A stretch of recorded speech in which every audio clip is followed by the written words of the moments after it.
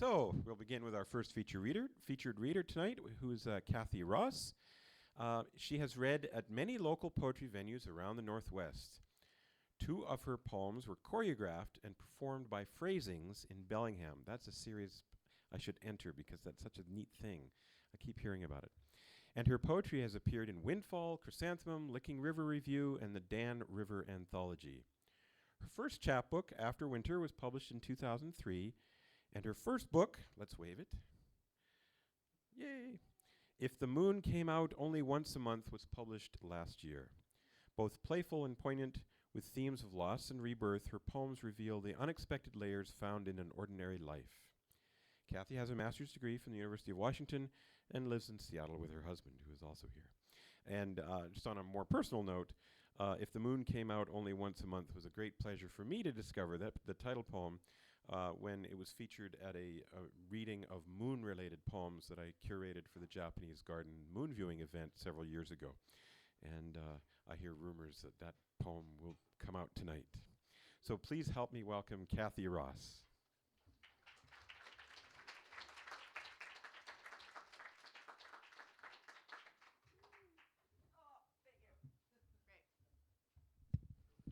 Thank you. And it was a great pleasure for me to meet Michael at that moon reading. That was a very special evening. I will never forget that.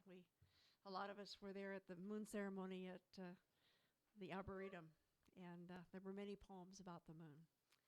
So, happy to be here. I'm going to start by reading the title poem from my book, the one that Michael talked about, because it's a fun poem. And is the moon out tonight? I haven't looked. Well, after I read this poem, maybe you'll go out and take a look when you leave here, okay? If the moon came out only once a month, people would appreciate it more. They'd mark it on their date books, take a walk by moonlight.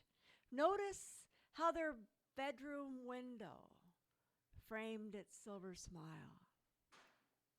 And if the moon came out just once a year, it would be a holiday with tinsel streamers tied to lampposts, stores closing early so no one has to work on Lunar Eve, travelers rushing to get home by moon night, celebrations with champagne and cheese. Folks would stay awake till dawn to watch it turn transparent and slowly fade away. And if the moon came out randomly, the world would be on wide alert, never knowing when it might appear, spotters scanning empty skies, weathermen on TV giving odds a 10% chance of moon tonight. And when it suddenly began to rise, everyone would say, "The moon is out." Crowds would fill the streets, jostling and pointing. Night events would be canceled. Moon closure signs posted on the doors.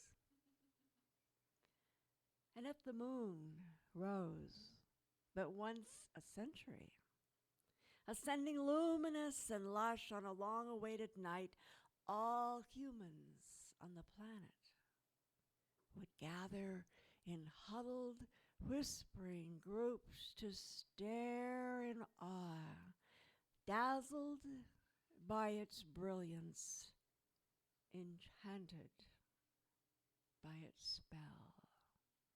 Years later, they would tell their children, "Yes, I saw it once. Maybe you will live to see it too." But the moon is always with us, an old familiar face like the mantle clock. So no one pays it much attention.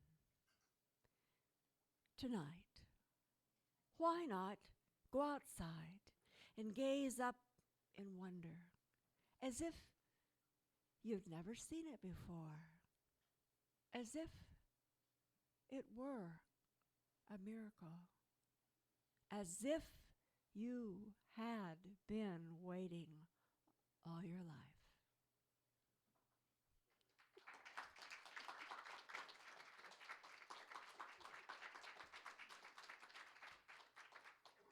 And so that's the title poem from this book, which is available. I think a fun part of poetry is to write ones that talk about how you really feel about life and maybe even make fun of it. And I've called this one Tumble Dry Low, which you might have seen those words on an appliance. Tumble dry low, tear a long dotted line, close before striking, open with caution. But, I've never been one to follow rules. I enter without knocking, love without thinking, and seldom shake well or thaw completely. I forget to try the strand test. I snip off tags that say, "Do not remove." And I stand too close to open flame. Reckless, I even dare to assemble without reading the directions. And that more or less describes my life, which may have already gone beyond its expiration date.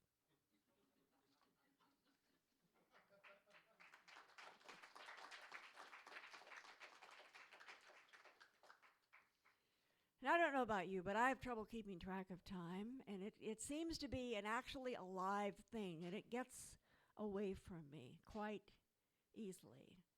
And so I wrote this little poem to time. Hours escape me easily, slide like fumbled paper clips between the calendar squares, heap up in mounds of wasted minutes at my feet. I am knee-deep in drifts of lost confetti time. If only I could save odd scraps, a moment, here and there, collect them in a wicker basket, stitch them into coverlets to spread across the gap when I'm late. I need book-ended intervals, fixed beginnings, endings, finite edges I can touch, knowing how much time is left. Yet when I try to line up days like paperbacks along a shelf, they lean against each other, laughing and then spill like toppled dominoes in chaos on the floor. Once, I had a perfect wedge of time lying on a silver plate. But I turned around and it was gone. No one would admit to taking it.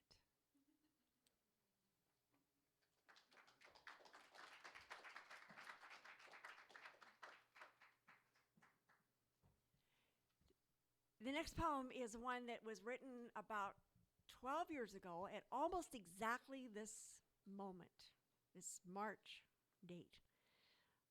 We have a little place that we go to up on the peninsula by Hood Canal, and there are some very amazing creatures that are making themselves noticed at this time of year. And this poem is about that. And it's also about my daughter. Okay. It's called For Caitlin. That's her. It was maybe 10 at night. We'd spent the day talking, laughing. You would leave again tomorrow. But now we both crept down the path quietly so as not to frighten them. Made our way through thick wet ferns, beyond the cabin's lantern glow. You were 26 that spring, enchanted with your new career, soaring high with power and freedom. I'd watched you fly away, brushing your soft wings against your mother's own mortality. We sat down, you and I, beside the water's edge, watched in silence while the moon slid behind a cedar tree. Then the first note sounded, then another, and another. Frog by frog, the chorus grew and swelled until it turned into a symphony of question, answer, question, answer, question, answer. Hundreds of green voices calling out across the darkness, filling up the night with song. You looked at me in wonder, smiling with delight. Child eyes in a woman's face, luminous in the moonlight.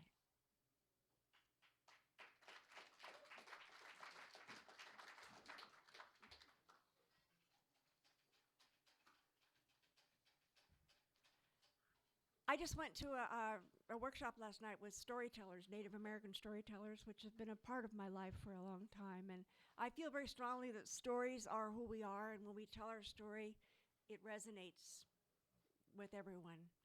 And so this is a new poem. It's not in the book. Most of the ones I read are in, but this is a new one. It's called Story. Start with a story, an old tale with frogs and trolls, perhaps one that mirrors your own life. Close your eyes. Find a sentence where you can enter.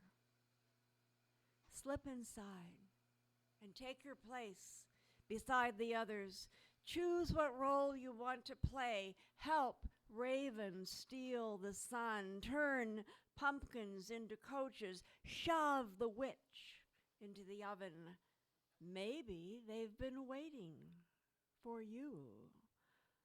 Maybe you are their last hope, the one who can kill the dragon, fetch the harp, cast the ring into the fire.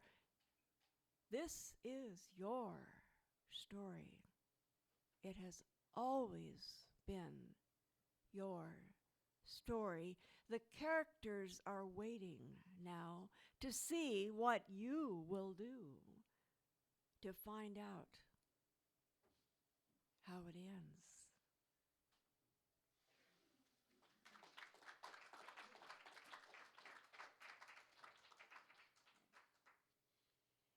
And Michael said that I should bring a poem that was my special poem that I felt fed me in some way. Because it's SoulFood, and maybe you all know about this and I didn't know, but there's a booklet here, is that right?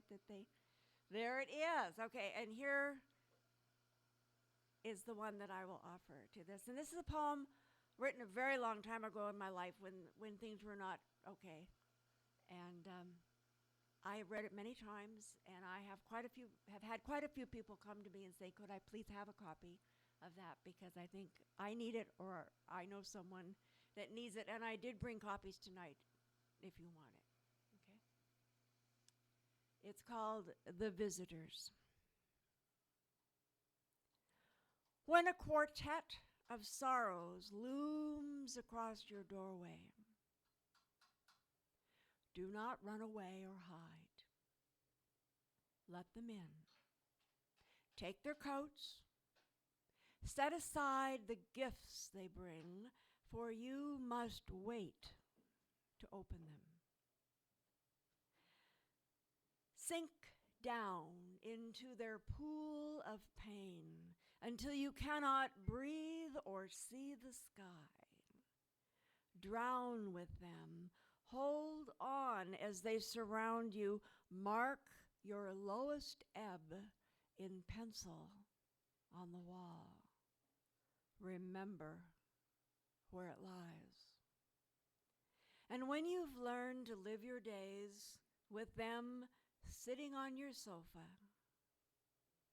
when you've grown accustomed to their faces in your mirror, when you have lost hope that they will ever leave,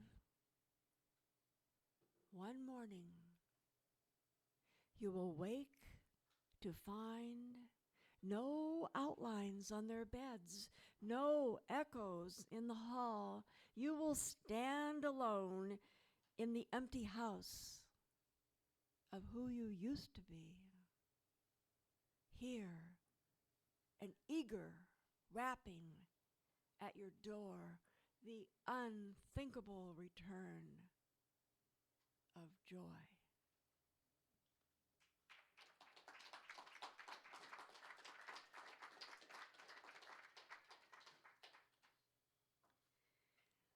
I'm going to read another poem that is a newer one, and this is kind of a poem written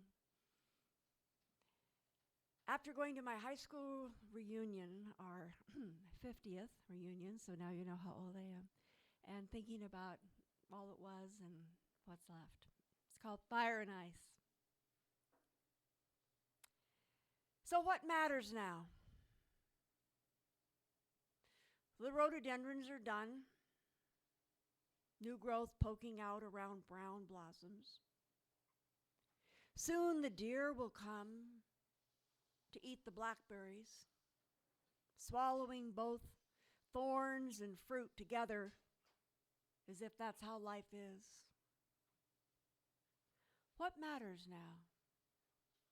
We're past the longest day, the light leaving sooner every night, the moon shrinking to a sliver of its former self, thin enough to slide between the branches of the cemetery pines.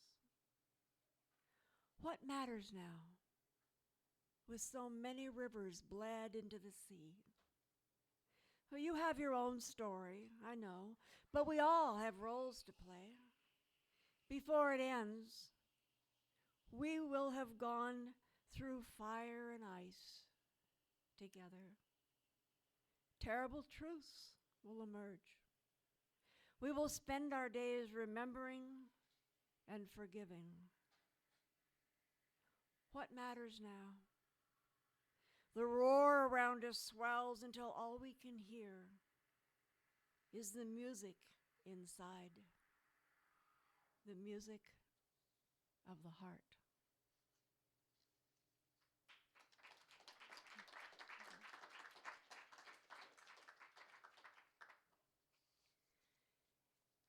I've always been very fond of the movie The Wizard of Oz.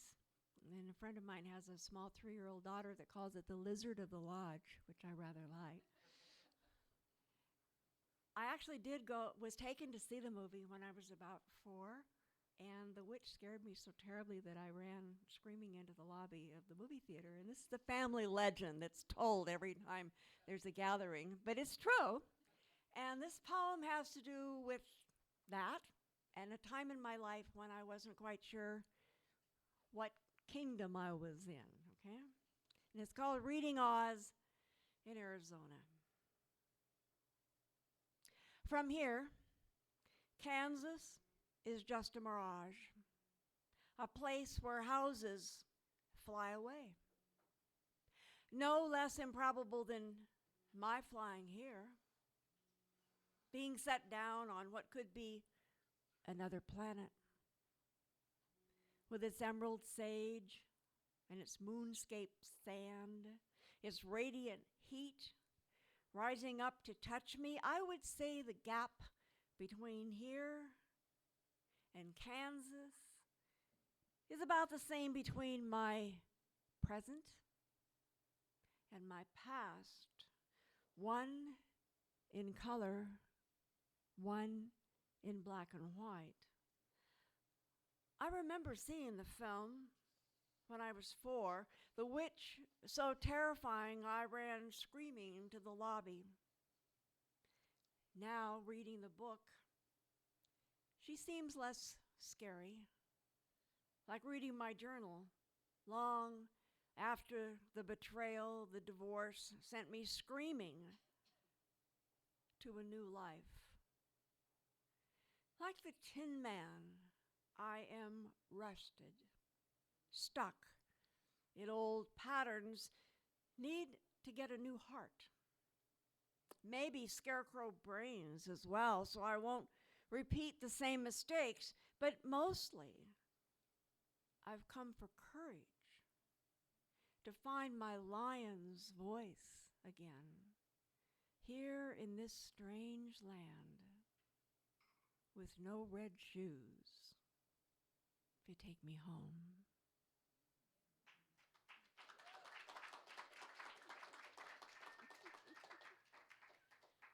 Someone's going to have to tell me when to leave. You'll have to get the, 5 minutes, 4 minutes? Okay. Okay, and then since I told you I'm very fond of stories and fairy tales, and so here's one that, it's based on a fairy tale. It's called The Mistress. Like Alice, she has walked through the looking glass, quite surprised to find herself on this other side. She listens to him tell her how his wife doesn't understand him, and now that she is not the wife, it seems her empathy's improved. She looks back through the mirror, and the image is so familiar. She wants to cry, "Look out," to her, but there's no sound at all. "Do you and your wife talk?" she asks after you make love. "Only if," he smiles at her, "I can find a phone."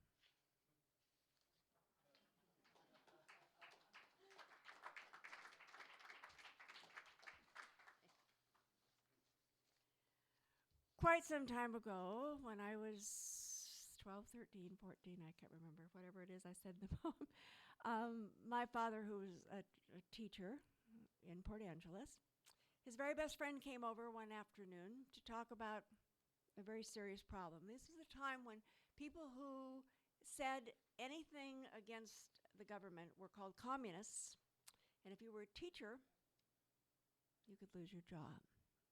It's called One Sunday Afternoon, and it's in my book. My father and his friend Ed are sitting at our kitchen table. Their coffee is getting cold. Ed is crying. And my dad reaches his hand across the oilcloth and pats his arm for comfort. You know what comfort is. If you've ever set your ordinary life down like a cup of coffee, and when you look again, it's broken in 100 pieces. But really, this isn't about comfort, it's about power. The kind of power that takes away your job because you wrote a letter to the paper and you were a high school teacher, and it is 1953. Because you are against the atom bomb. And said so. But you are not a communist. You love your country. That's why you wrote the letter. And if you are a child of 12, sitting on the back stairs, listening to the cadence of their voices, which seeps through the doorway, it is not the comfort. No, it's the fear. A fear of power. A fear that goes deep inside where it will stay throughout your life. So you resolve never to trust authority, never to express an unpopular opinion, Never take a stand for what you believe is right if it might anger those in power, those who hold your livelihood in their hands, those who can suddenly drop it like a cup of cold coffee, send it crashing to the floor, the dark liquid running out like blood, your father saying, "It's okay, Ed. Don't worry about it. It's okay."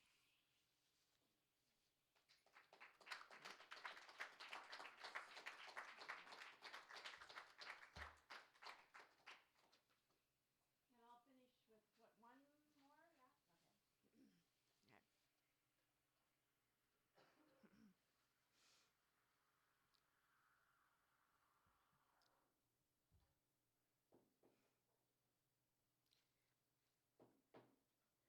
Okay, I'll finish up with one that has to do with Native American people, again, a big part of my life. And there's a rug that the Navajos weave. It's called Two Gray Hills, and it's a very specific pattern. And that's what this is about. Two Gray Hills. When Spider Woman taught Navajo to weave, she told them they must leave a spirit trail, a purposeful mistake, so as not to offend the gods by being perfect, a piece of the design undone, an extra line along the outer edge that allows the spirit of the artist to escape. A broken place where this spirit can come and go at will instead of being trapped inside the lines. I like this. Find it comforting to think that I, with all my flaws and lack of symmetry, am still acceptable, even freed by my deficiencies, saved from a prison of my own perfection, where some spend their days confined by flawless walls.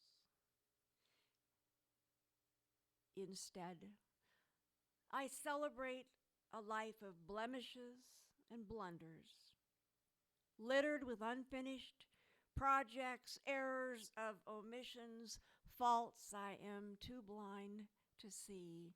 This is my spirit trail, my proof of authenticity. Thank you. Thank you, Michael. This is the book, if you want it.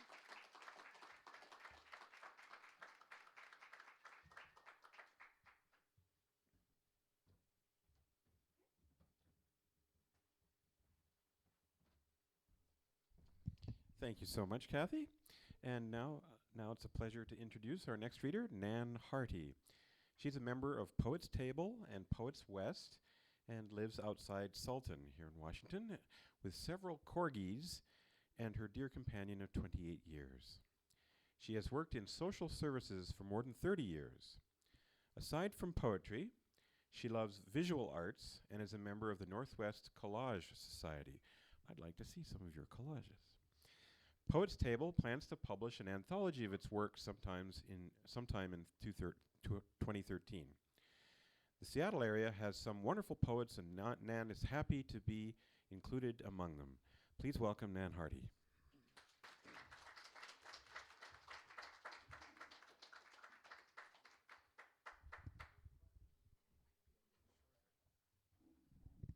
A little shorter. It's nice to be here.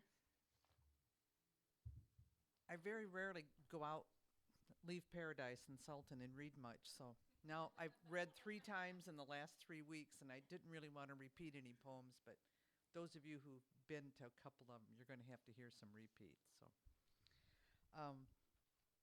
I'm happy today. My favorite boy, who's now a young man, is here. He's home from college, and so my first poem is a poem I wrote about him, and I dedicate it to Lucas. It's called Wandering Heart.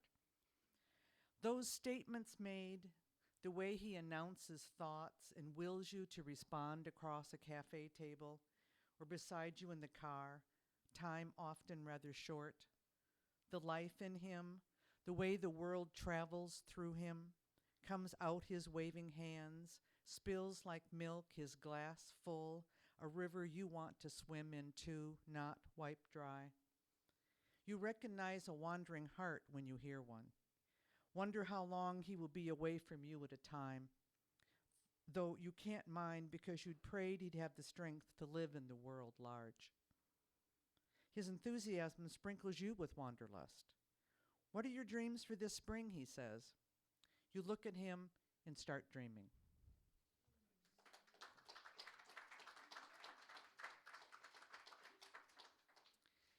And this poem inspired me. I was over at Lake Chelan a couple years ago. It was like 100. It was hotter than blazes. And there was a young woman that I noticed. And it's called Yet Again. A young woman in a wheelchair. A young woman in a wheelchair sits in the sea. A young woman in a wheelchair sits in the sea, bobs her head and shakes her hair. A young woman in a wheelchair sits in the sea, bobs her head, shakes her hair like a Mustang in the rain. A young woman in a wheelchair sits in the sea, bobs her head, shakes her hair like a Mustang in the rain, smiles. A young woman in a wheelchair sits in the sea, bobs her head, shakes her hair like a Mustang in the rain. A young woman in a wheelchair sits in the sea, bobs her head, shakes her hair. A young woman in a wheelchair sits in the sea, bobs her head. A young woman in the wheelchair. A young woman.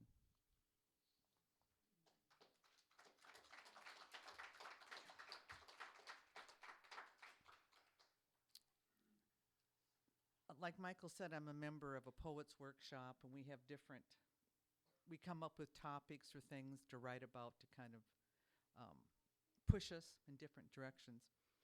And this one was supposed to, I think, have a lot of rhymes in it. Or no, the topic of this was dissolution. And I ended up going with rhymes, and you'll know why I was inspired. It's called a not so silly rhyme.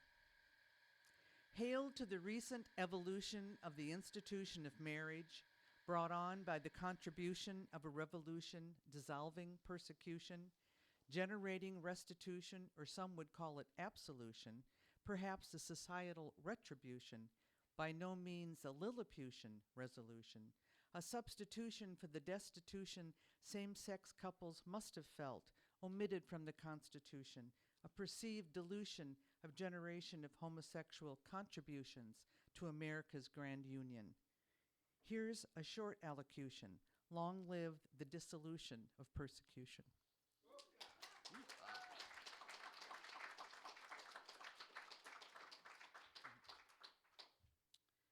And this is called Chicago, 1975. Not a single success had brought me to this borrowed bedroom, won by lottery after a late night drinking in Chicago, when three couples returned to a one-bedroom walk-up. Against the wishes of God and almost everyone, I opened the door into the forbidden dark, lie down with a body like mine. Within moments, familiar curves became a highway map, long hair falling everywhere, her soft skin a smooth road to a destination more vast than Chicago, more open than old Illinois prairies. This is not what I had driven into the city to find. This treasure map my life revealed.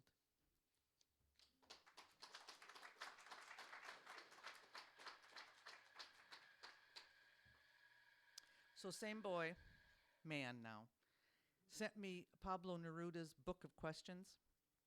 So then I wrote two poems, and these are both for Lucas also. The first one is Questions a la Neruda.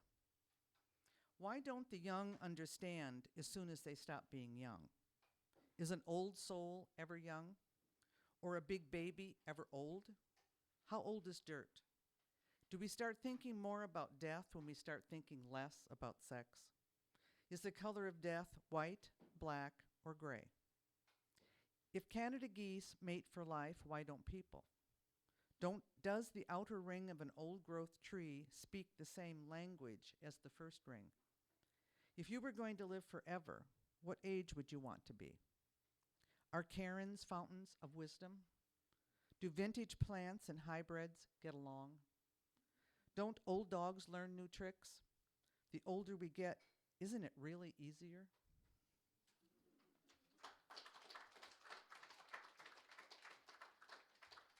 I feel like a school teacher.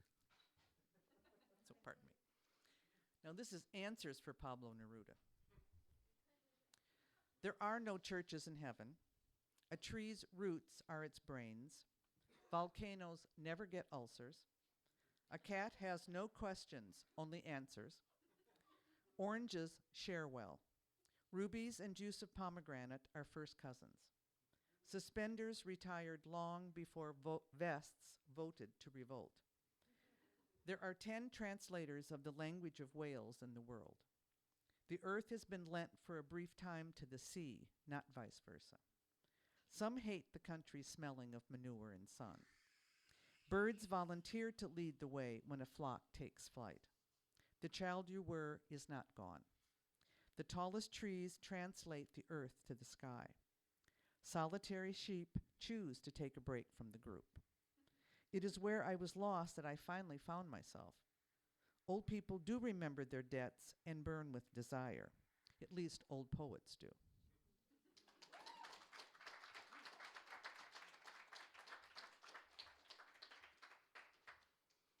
So I'll dedicate this to Michael, who I said to my friend Lucas, I said, he's one of the best haiku poets in the country. So don't compare me. So this is called Haiku times 10. And it was inspired by Basho's Between Our Two Lives, There Is Also the Life of the Cherry Blossom. I love that. Between my two eyes, there is so much to see, but I am afraid of the dark. Between my two ears, oceans of words and music, and I swim upstream. Between my nose and mouth, food, flowers, lips, sweet, tasty, corpus, smorgasbord. Between my two hands, juggling is an art. I write and I paint. Between my shoulders lies the load of the world. I purchased a globe. Between your crevices and mine, a cornucopia, plenty, not enough. Between young knees and old, paths taken and not, a poorly constructed joint. Between my 2 feet, miles in my shoes and yours, a life worth living. Between head and toe, miles of skin to caress and touch from birth to the end. Between my heart and soul, shoveling, planting, harvesting, constant gardener.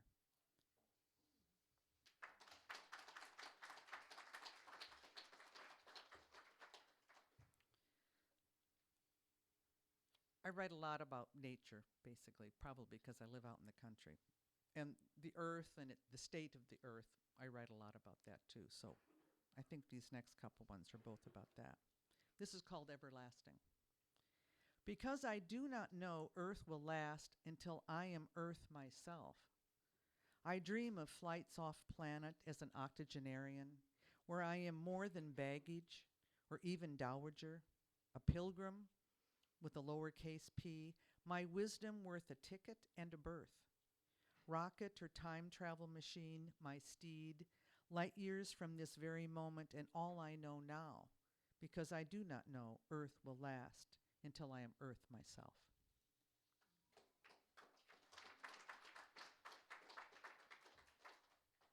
This is called Body Parts. Her aura has holes. She only looks pretty, blue and pretty from afar. Her hair cut and chopped thins. Soon she could be bald, though she breathes through her lovely verdant hair. Now she is shaken until she fractures deep in her bones. Her blood is no longer full of life, drilled in, spilled in, filled in, dammed, crammed. She's choked, gagging. All her children are at risk. Many have left, will never come back. Mother is not well.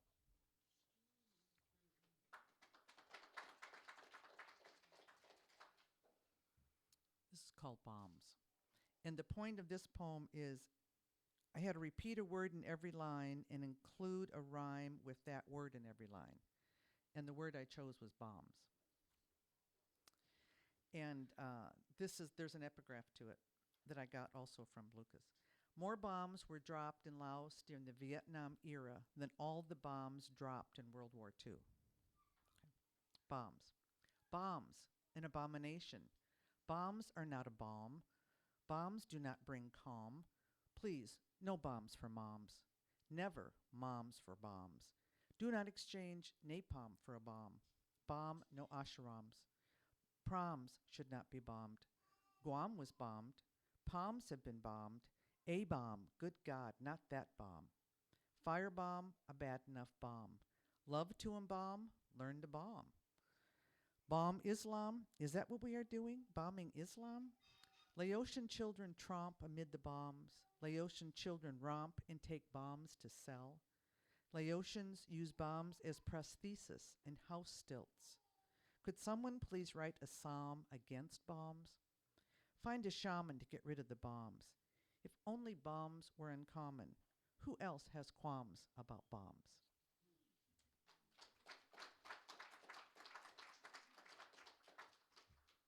This is a short one. Red, white, and blue. Red pools under broken soldiers. White satin lines long wooden boxes. Blue uniforms dressed in golden buttons. Red the eyes of grieving mothers. White the handkerchiefs of disbelieving fathers. Blue the hearts of us all.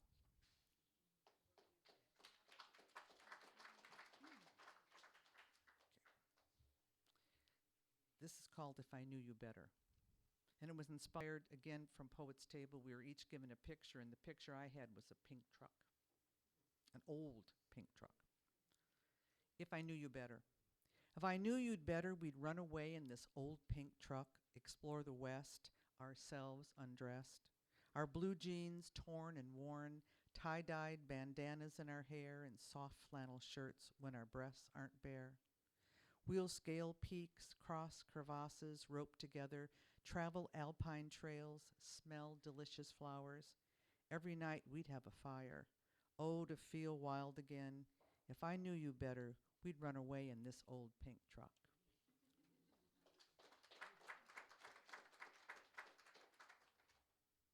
This is called Illusions. A mattress, well, I'm sure, well, at least in Sultan, there's people that dress up as mattresses to sell mattresses. You know, and the people with the arrows pointing to the real. Okay. This is, and I have a fascination and an admiration for people who do that, so hopefully it comes out in this. Illusions. A mattress which is a man, or is it a man who is a mattress, stands on 2nd and Lewis selling beds, or does the man stand for something else? The mattress, the best deal in town, or is the man one of the best men in town? There are others. The Statue of Liberty's outside the tax store in April, the slices of pizza, triangles of yellow, red, and green, the air guitarists play and point the way to homes for sale. A shame or honor to work like this, for a meal, for a bottle, for a living.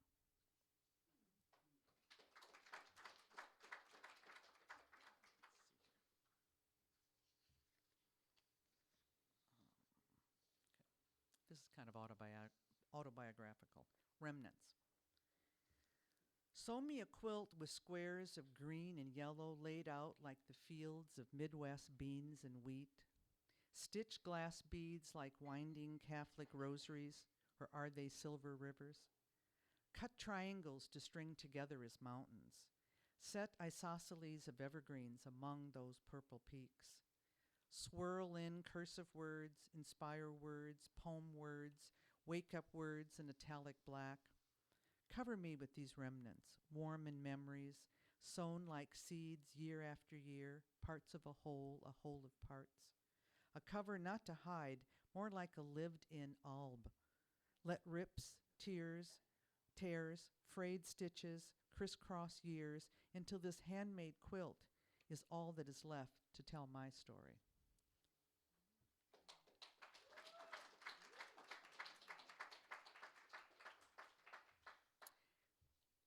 Safe harbor.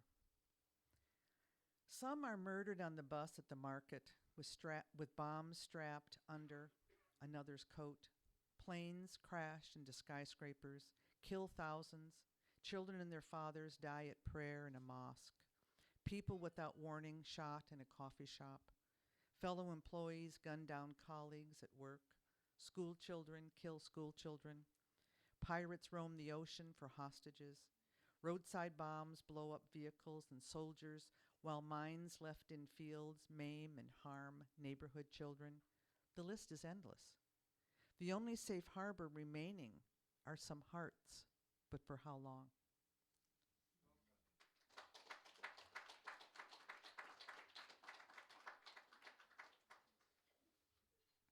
The telling of the trees. This is as far as the blue goes, after it the trees. This is where we stopped and let our heads lean back to see. This as far as the blue goes, after it the trees, where there is worry about tomorrows in the telling of the trees. How we've learned to love the forest like a trespasser with a key. How mortally our love persuades as tomorrow's true friend. This is as far as the blue goes, after it the trees.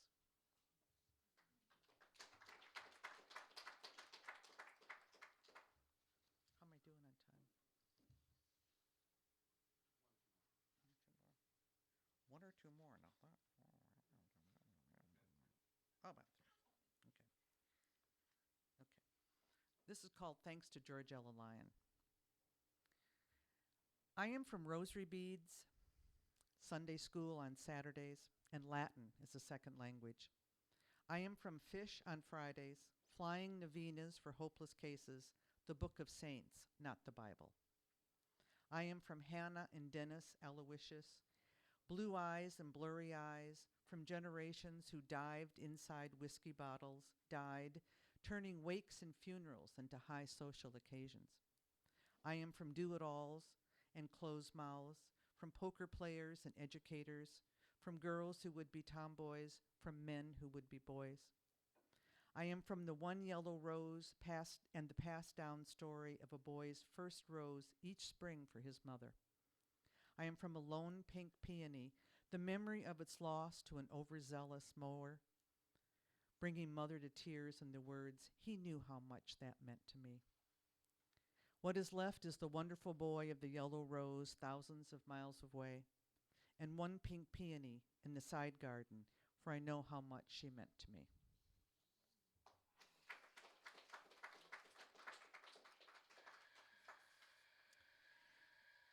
This is called In Their Twilight, and it's about two people I met as a social worker.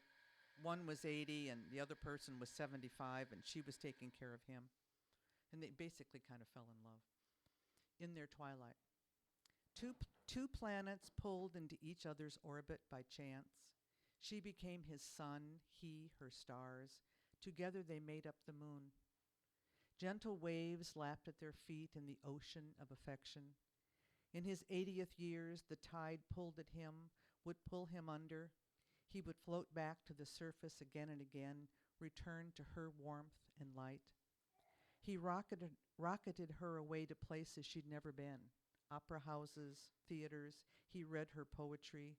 She took his hand, allowed him to walk in space one last time. Her heart kept his heart beating. Two planets pulled into each other's orbit by chance. She became his sun, he her stars. Together they walked on the moon.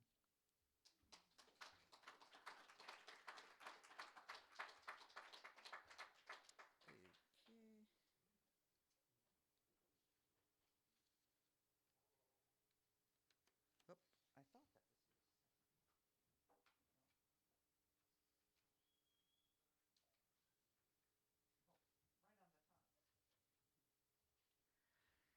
I write a lot about where I live, and it's called a Wanderpon-ringa. But for my life of me, I can't remember what a ringa is, but those of you who write poetry probably remember. 1.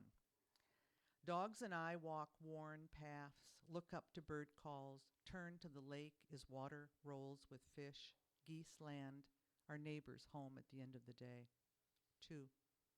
Leaves crunch underfoot, doe and fawn as they wander in red and orange, among alder and maple, out of our sight.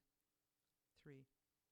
Before autumn rains, broken boughs, fallen leaves in the rock-rimmed fire circle, flames cackle, dance, stories live in the smoke. 4. Quiet mingles with gently falling water as day slips further in the west. Rose pink fills the horizon, three-quarter moon yet white. 5.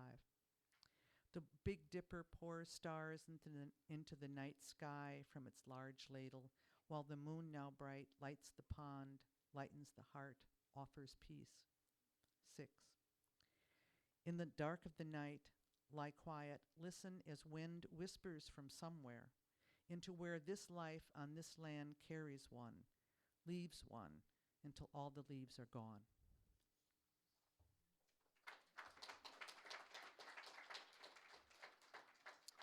In this last short one, this is sort of, I think, what poetry did for me. I didn't really start writing poetry till I was probably 50, something like that. Yeah. Okay, yeah. It's called Adrift. We all need a vessel to set sail in, float above our fears, overcome our dread of drowning. We all need a vessel to catch the wind and not look back until we've gone somewhere, thrown a line in, and caught something special. Thank you.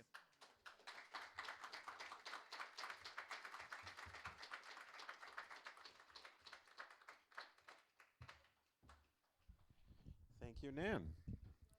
Glad you could join us.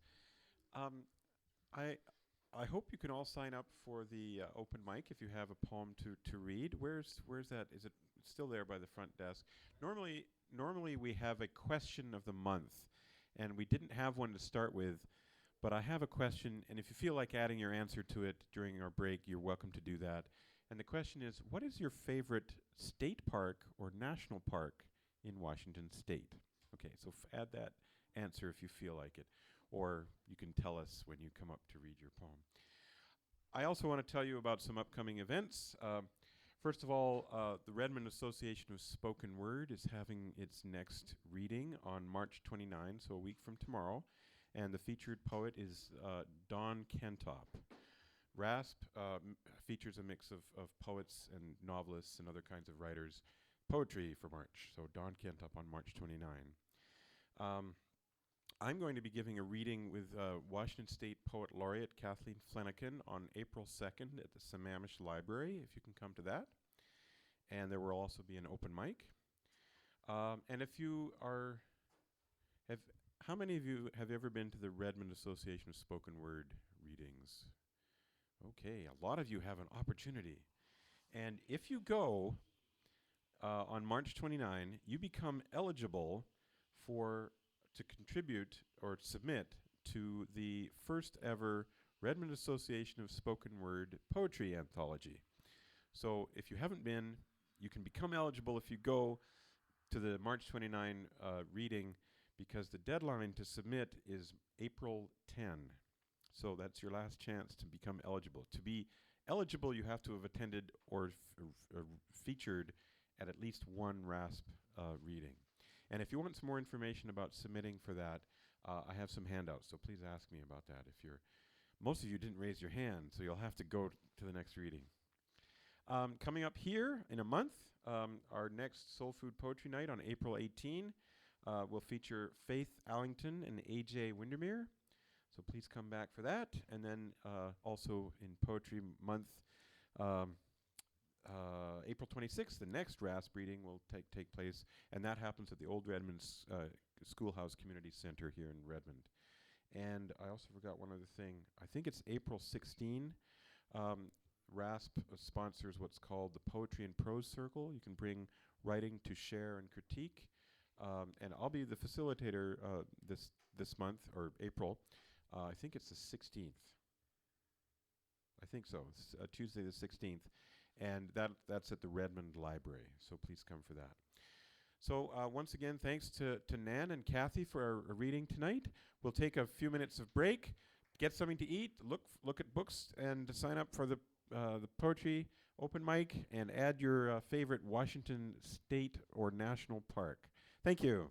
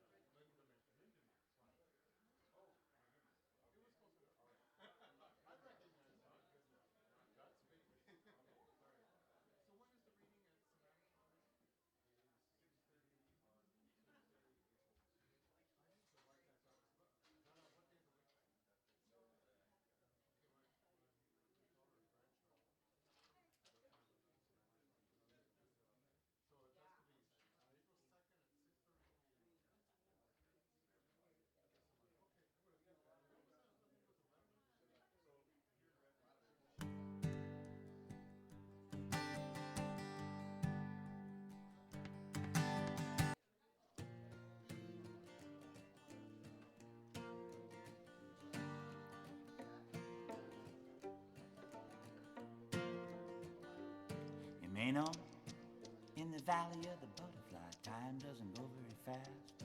Some things just seem to last. And may know, I saw a butterfly dance like a butterfly does. It made me think about how clumsy I was. And may know, I saw a man on a bicycle balancing a load of wood. His balance was that good. And may know, I saw a family of 5 on a motor scooter going out for a drive. You know,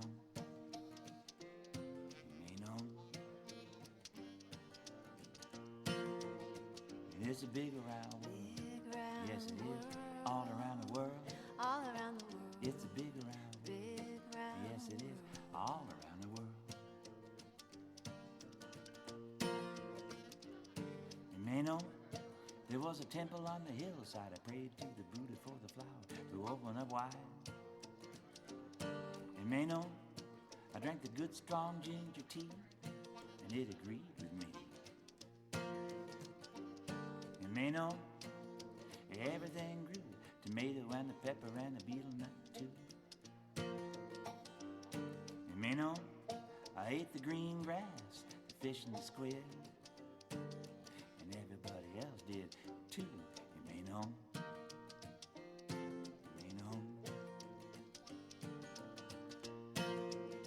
And it's a big round world. Big round Yes, it is. world. All around the world. All around the world. It's a big round world. Big round Yes, it is. All around the world.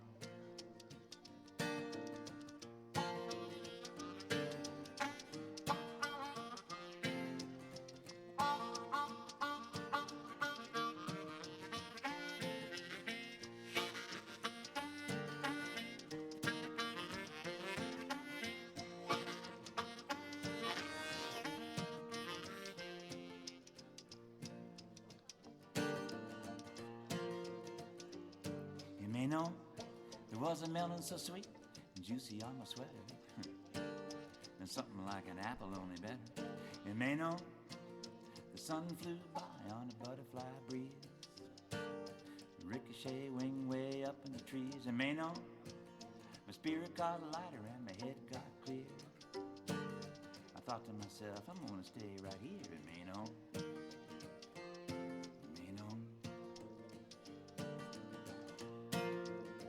It's a big around world. Big round Yes, it is. world. All around the world. All around the world. It's a big around Big world. round Yes, it is. All around the world.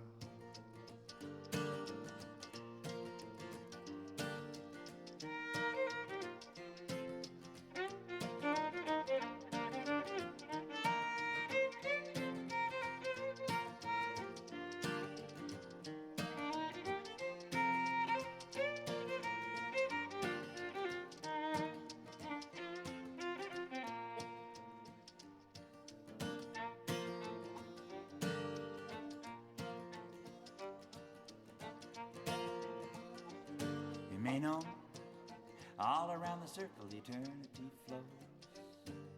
But after a while you gotta go, I suppose. You may know, everybody's got a home and I got mine. Don't say goodbye, say see you next time. You may know.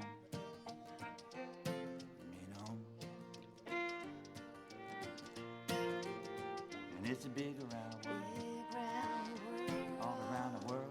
All around the world. It's a big around. Big round. Yes, it is. All around the world. And it's a big around world. Big round Yes, it is. world. All around the world. All around the world. It's a big around. Big round Yes, it is. world. All around the world.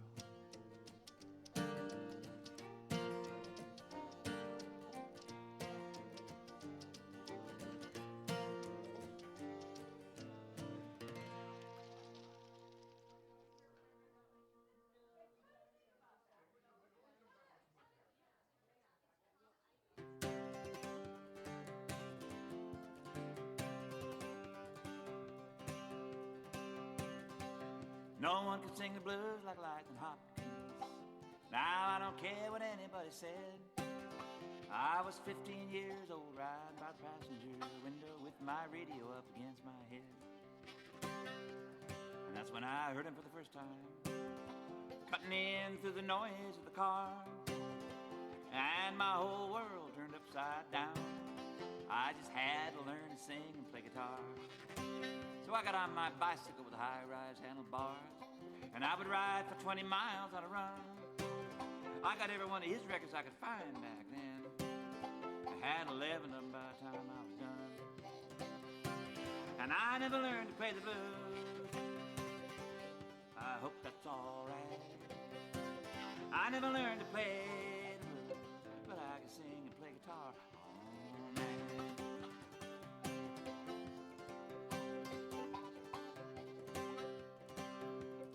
Now years later up in Seattle town, lightning came through playing 3 nights in a row. I caught up with him early in the dressing room. Somehow I just had to let him know. So I took out my guitar and I started playing.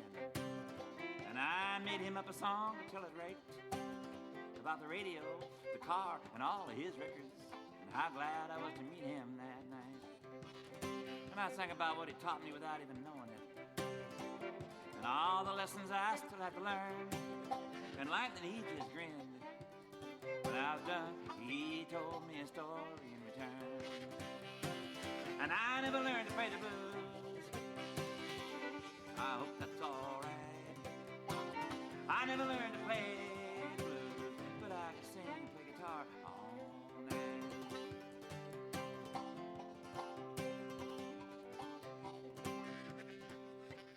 He said he was walking around the backwoods down in Texas one time when he was only 12 years old. He was carrying his guitar, was almost big as he was. He was tired, hungry, and cold. He saw some people were having a picnic, and he asked if he could sing for his meal. They turned him away, he said, because he was too raggedy. He could still remember how it made him feel. Then he looked off into the distance through his dark sunglasses, and he grinned a little more just for chance. He said, now I've got money in the bank back home, and they know who I am in France. And I never learned to play the blues. I hope that's all right. I never learned to play the blues, but I can sing and play guitar all night.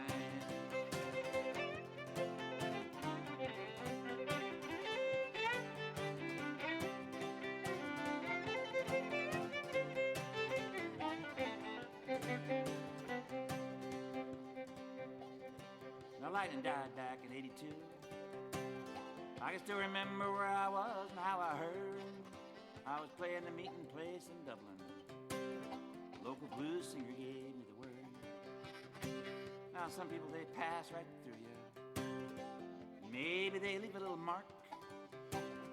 Some people shine like a light for you sometimes, help you find your way when it gets dark. But they say that this world is made of stories. From these stories our songs are grown. Sometimes, you know, the songs just get so big, you have to go out and make a song of your own. And I never learned to play the blues.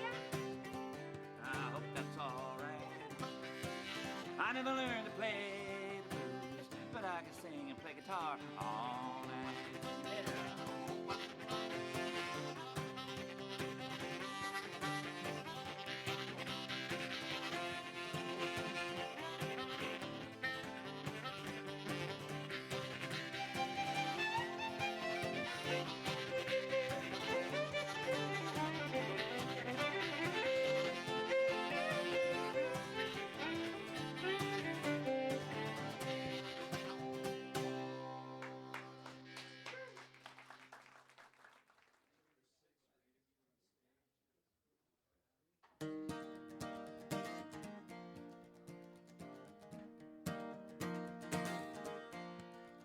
Too cold for rainbows, too cold for sun, too cold for downpours, but we gonna get one. You better run for cover, rally around that flag. Ain't got a raincoat, I got a plastic bag. Come sit down by the fire, it'll do some good. We're gonna keep it going as long as we got firewood. Too cold to sit down, too cold to stand. cold to say hello, but I can shake your hand. This is where we live now, so come on in. As long as you ain't looking for trouble, you're welcome, friend. Pull a sleeping bag over, batten it down. Try to keep it level so you don't roll out on the ground. Living in America, in 10 cities. Living in America, in 10 cities. Living in America, in 10 cities. Living in America, in 10 cities.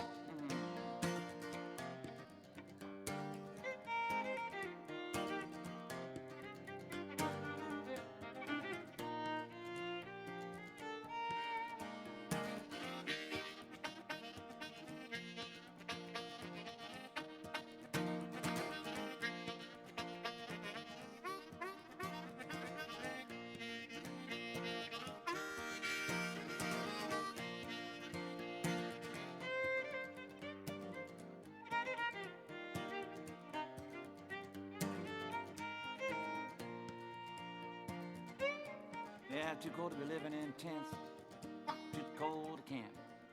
Try to stay dry, everything gets damp. Too cold to be outside, you can tell it to the cops. You got no other place to go, and the weather won't stop. Take a message to the mayor, a letter, deliver it from me. Tell him it all like I see him down here, keeping good company. Yeah, it's too cold. But what you gonna do? You gotta live somewhere. You know it's true. I can't pay the mortgage. I can't pay the rent.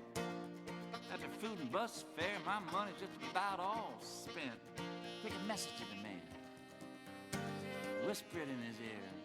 Tell him until we see some changes, we're gonna stay right here. Living in America, in 10 cities. Living in America, in 10 cities. San Diego, living in America. In 10 cities. Portland, living in America. In 10 cities. Seattle.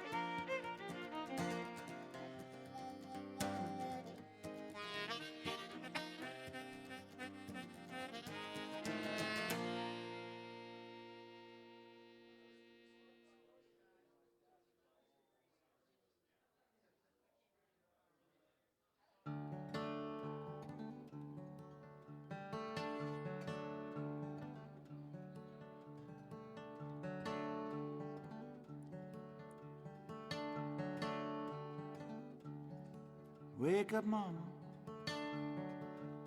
Don't you sleep so hard. Wake up, mama. Don't you sleep so hard. Don't you hear these blues walking all over your yard?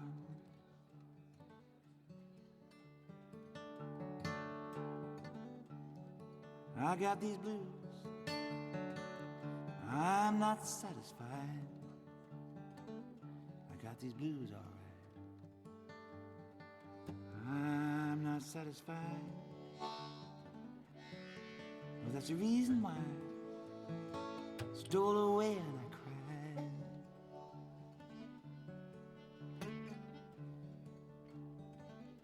Blues grabbed me at midnight, wouldn't turn me loose till day. Grab me at midnight, wouldn't turn me loose till day. I didn't have nobody drive these blues away.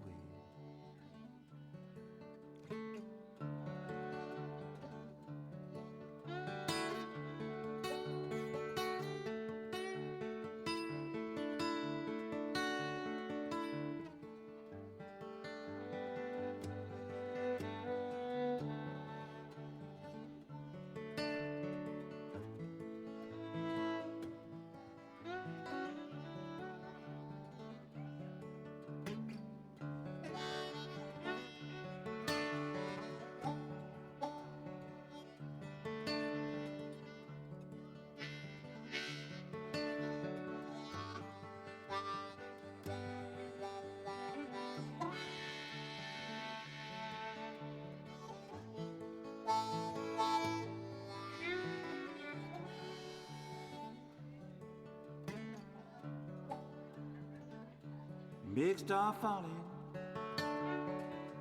Mom ain't long before day. Big star falling, ain't long before day.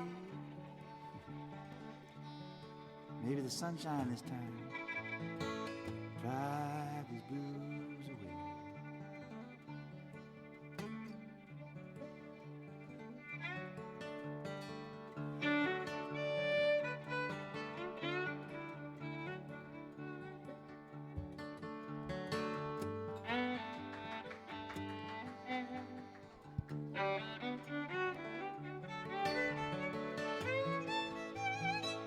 If I stand up here long enough, the music will go away. I'm not sure what that means. Yay. Thank you. Although now I feel so exposed because there's no music covering me up. Anyway, thank you everyone for coming. We've had a great showing tonight. This is our best showing in a really long time. So thank you everybody for coming. And I hope you'll come back next month too. And the following months. Especially since we have this wonderful spring weather we've been having. How many people had snow last night or this morning? Welcome to spring, everybody. Alrighty, we've got a few people on our list, which is very exciting. No one's put down their favorite state or national park, so Michael will have to, we'll ask you when you come up. So since there are quite a few people, we're gonna ask that you please keep it to about 3 minutes so we can get through everybody and we can get, what?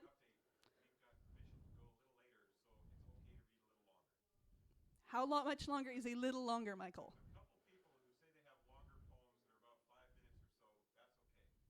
Okay. Yes, just respect your fellow readers and the folks who work here who probably want to get home sometime tonight before it starts snowing too much. Anyway, alrighty. Up first, without further ado, we have JT, whose favorite state or national park is...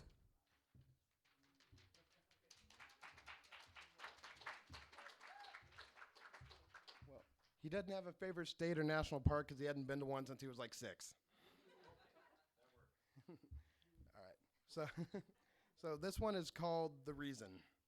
So everybody wants a reason for why I do this. Maybe it's because this thing is therapeutic. Falling out of the mental plane, I parachuted. I hit the ground running through mountains, valleys, flatlands, and towns. As the world spun around, it opened my eyes to the fact that I could take words and translate sound. It was a gift that I tried to give back until my brain went on the offensive and it began to attack. My happiness was replaced by rage and episodic fits. Feeling like I lost my ability to vent, my drive had run out and my breath was suddenly spent. Hating the duality, I became my own Clark Kent.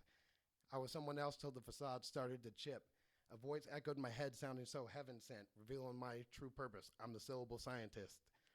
I've been places near and far. Once I wished for my big break once upon a star.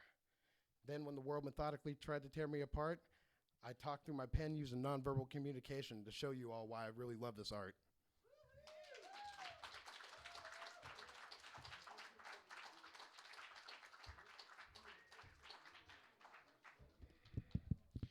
I'm going to try something a little different today. Since it's always important to read great literature, I thought I'd read you a little bit from a book called Cowboy and Octopus. This is by John Cheska, who was our first U.S. Children's Poet Laureate, and illustrated by Lane Smith. And my kids think this is a wacky book, and I'll read you several of these. This is Cowboy meets Octopus. Cowboy is confused. This dang thing is always broke. Hello, says Octopus. I think I can help. You get on that side. I'll get on this. Yee-haw, says Cowboy. You fixed it. Octopus says, some things work better with friends. Next up is Deborah Levy, and your favorite state or national park?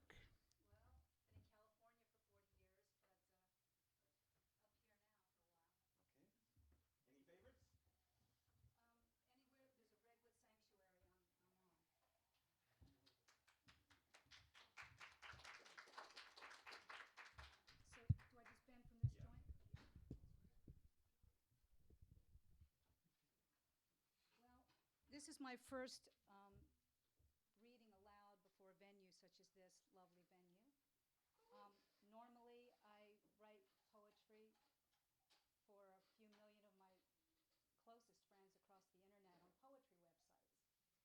so this is a first for me, and it's pretty cool. I drafted a soul food tribute to start things off. Soul food community is as good as it gets. A welcoming avant-garde place to be. Its denizens offer more than performance sets. Their smiling, vibrant faces beam with honesty. The variety and quality of talent is often breathtaking. Can't help but inspire artists of whatever discipline to always go forward and never forsaking the creative spark that ignites its expression. It is said that art imitates life. It's always been a daunting task to speak truth to power, empowers joy from strife, what the artist within himself will ask. This soul food haven has profound books and wares and provisions and food. Eclectic visionary artworks abound, and its collective vibe tastes mighty good. It's more than a hip cafe, you know, and more than a place to chat. The manifestation of its mystical ways, it's truly where it's at. A place of unbridled unity and passion, and one of solid acceptance. And when the music throttles full on, free spirits may ecstatically dance. Soul food gardeners plant soulful seeds of conscious dissemination. They work tirelessly but happily to reach their cross-fertilization. You know them all, of course, by name, stalwarts of this one juiced-up community. No amount of political and social disdain will thwart our constitutionality. So kudos to all beloved staff and friends who make soul food happenings like this possible. Your dedication, support, and especially love deserve more than these few lines are capable.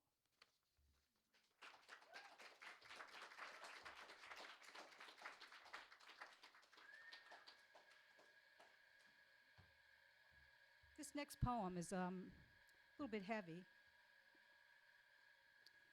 It was written in 2009, about 3 months before my husband died. We were married over 40 years. It was the ravages of diabetes that got him. So this is called For Your Love. I want to make love to your soaring spirit, wrestle your heart to the sacred ground, headlock our bodies as sweet breath emits, and listen closely to high sighs we sound. I want you to love me for all that I'm worth, and leave me alone wondering why. Don't want to wander this miraculous earth without the map of your inscrutable eye. I want you to lead me into temptation, to feel the exquisite agony of sin, and edit the drafts of my daily confession, repenting with tantric music within. I want you to graft me to your tree of knowledge, a great writhing column rooted to turquoise sea. Make me a scion as your past close companion. Spread serious seed while sipping earth's tea. I want you to know that we are real. You keep us lit along our shredded edge. I like to walk, then run in the wake of your zeal, like a controlled burn to preserve our pledge. I want to revel in your essence and grace. Reeling in and out, we spiritualize. Move lightly and deep to match and pace. Freeze frame surprise to our melding eyes. I want to massage all over your secrets and tenderize reveries enmeshed. I need to neutralize those nagging regrets and restore to healing happiness. I want to make you ache with unending desire and beg for mercy, plea for the impossible more. But sweet baby, you and I know perfectly well that exotic jewel shines brightest inside your door. So long as heartbreak lives and breathes, we shall share marrow from delicious bone. Rushing red river runs between what grieves and flows forever within love's stone.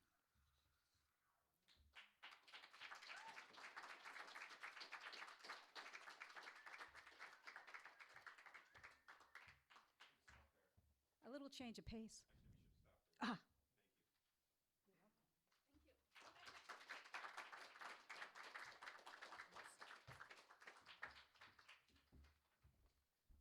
was wonderful. I hope you will come back next month and read us more. Up next, we have Pamela Eisen.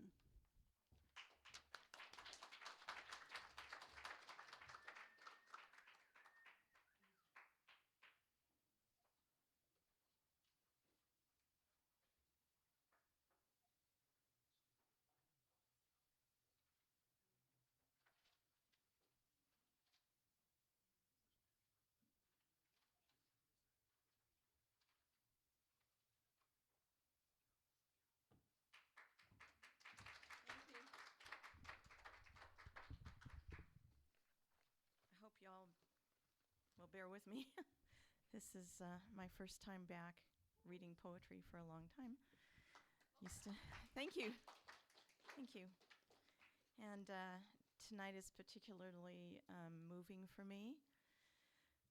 First of all, I'd like to just thank everyone here. I'm so grateful for every single person. I attended a ceremony last night here, and I was just saying to a friend of mine that, watching everybody and all of you together, just going around in circles and everybody helping everybody else and sharing food and sharing love and themselves and their truths, no matter what that truth may be. It just touched my heart, and I wound up in the center of the circle. Hi, Cowboy. Across from Cowboy there, and he kind of grounds me. And, and I just was turning around, and everywhere I turned, it was just a blessing. I mean, tears were pouring down my face because it was so beautiful. I mean, the balloons, the people, everyone sharing, and everything got mixed up. We started out all on our separate, this is the Indian food and the Arab food and the let's not eat before sundown food and and then, the food and the other food and this food and that food, and pretty soon it was all mixed up. Mine was totally mixed up. I was eating like rice with lentils and with naan and then I was eating my dessert with my other food, and I thought, well, dessert doesn't exactly go with that, but I like dessert, so I'll eat dessert. And I just kept eating, and and the more I ate, the more I was grateful. And so, I'm kind of an emotional person, so tears came to my eyes, and pretty soon I was weeping, but not from sadness, just because I was so happy to see all these people with all this food. I thought there was a shortage of food for some reason. Well, and then I thought, well, there's not really a shortage of food, but there's a shortage of people who are aware of who needs to have the food. And I thought, well, no, that's not really the case, because here they all are running around. And then I thought, well, what is this anyway? We started out with a shortage of food, or at least I did. And then, the more I turned around and went around and round and round and round, it just seemed like everything was a blessing. I couldn't think of anybody, anything, anywhere, for any reason, except for people who hurt dogs. I really still have a problem with that. Purposefully. If they purposefully hurt dogs, then I really have a hard time forgiving that. But, or people, if you hurt a woman especially, I can't go there. But, and pretty much anything else, you can forgive. You can really forgive. And I realized I could, and I did, and I have, and I will. So, these are just random thoughts as I was circling around, and And then pretty soon I felt like I was in like a really old place, a place of the ancestors. And I know I have a little native blood in me. I have a lot of blood, native blood, other blood. Mine's 57, you know. And I thought, God, you know, because I remember hearing when the circle was being played, the sounds. I heard them, and I heard voices. I heard voices. I know I did. And the voices were very old.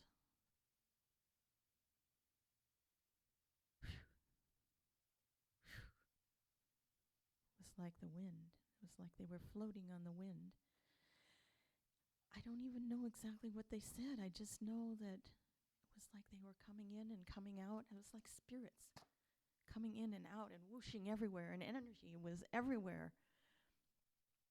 And there was this incredible energy. And I had to, well, I don't have my drum with me, so I'll have to put my hand on the table, or the stool. Anyway, I had to ground myself because, you know, sometimes that energy is so powerful that if you feel it and you're aware of it, you know, sensitive people who are sensitive to things, you know, and I think that's pretty much everybody in this room who's listening, you can hear things. And you should listen to what you hear, whatever it is, because it's telling you a story, and it's your story. It's your story. It's not my story. I don't even know what it says. I just know that those voices are very important. And I just want to express my gratitude, like I said, to every one of you, and to SoulFood Books, because without SoulFood Books, none of us would be here. Well, that's a fact. And to Craig and Lily and Aaron and Tay, and let's give them a hand, folks. These guys work their hearts out, you know? I mean, for pennies, you know? Okay. All right. Thank you very much.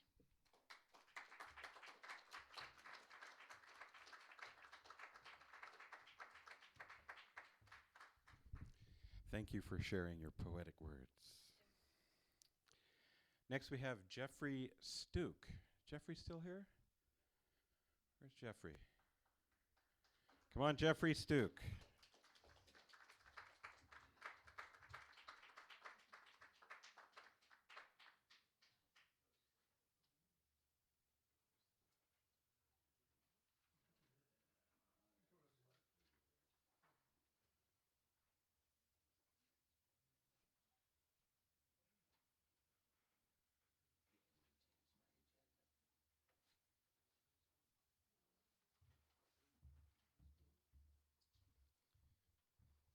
Hi, I'm Jeffrey. I've got a little stage fright going on here. I was going to do a poem by a gentleman named Shel Silverstein, but it's a little bit long. So what I'm going to do is I'm going to tell you a joke, because I do comedy. And so this is how it goes. This gal walks into a veterinary office and lays her hamster on the counter. And the veterinarian says, "What seems to be the problem?" She says, "Well, I think my hamster's sick." And he looks at it and goes, "Ma'am, I'm sorry, but your hamster is dead." She goes, I want to get a second opinion. So he goes, all right. He goes out in the back and brings out a cat, sets it on the counter. Cat walks up to the hamster, gives it a sniff, and turns and walks away. And the veterinarian says, ma'am, I'm sorry, but your hamster is dead. She says, no, no, no, no. I want to get another opinion. And he goes, okay. So he takes the cat in the back and comes out with the Labrador. Sets the Labrador up on the counter. Lab walks up to the hamster, gives it a sniff, turns and walks away. And he goes, ma'am, your hamster is dead. She says, well, okay. So he takes the lab in the back and comes out with a bill for $150. She goes, what's this for? The vet says, well, $50 for the initial diagnosis, $50 for the CAT scan, and $50 for the lab work. Thank you.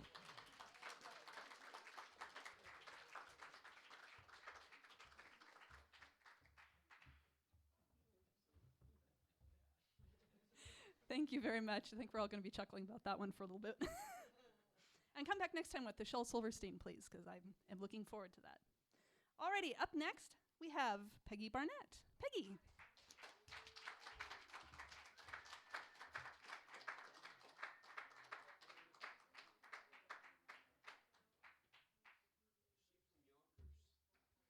No, from Queens. Don't ever say that again.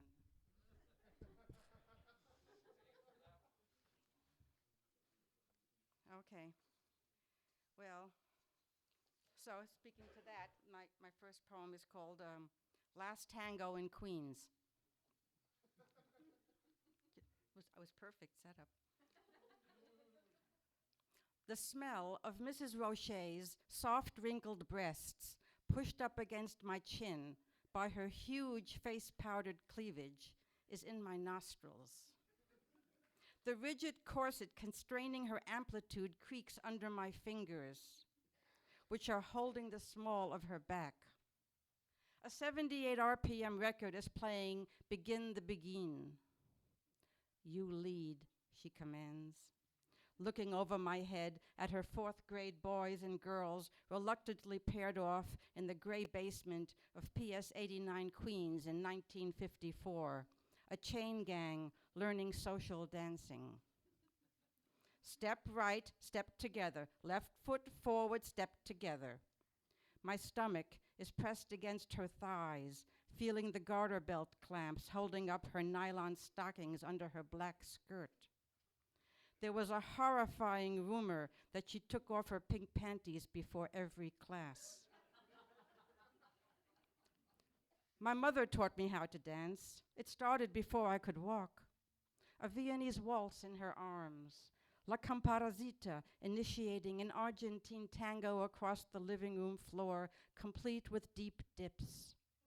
A Cuban cha-cha-cha. I knew them all by the age of 9. Mrs. Rocher had watched me and noticed. She always picked me to dance with her. She loved my foxtrot and my rumba. The other children watched me, relieved not to be the chosen one. She was actually a good dancer. It must have been the highlight of her dreary day. I dreaded Tuesday afternoons. As I got older, my ballroom dancing ended. Mother died. I married someone who couldn't dance, couldn't be taught. No one else asked me to dance. But When I think about it, if Mrs. Rocher came up to me right now and asked, "Shall we dance?" I would answer yes. I'm taller now, and we could dance together cheek to cheek.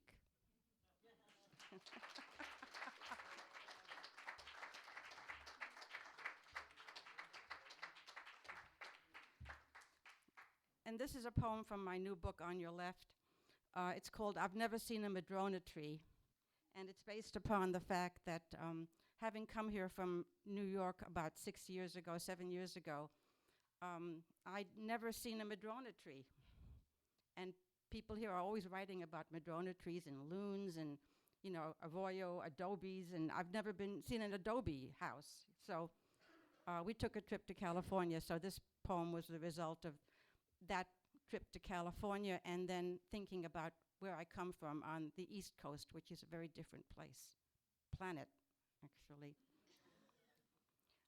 A flock of birds flying together, landing in this town or the other, joining, separating, a black ribbon fluttering on the blue air, their calls softly sung or loudly croaked, recognized by one another.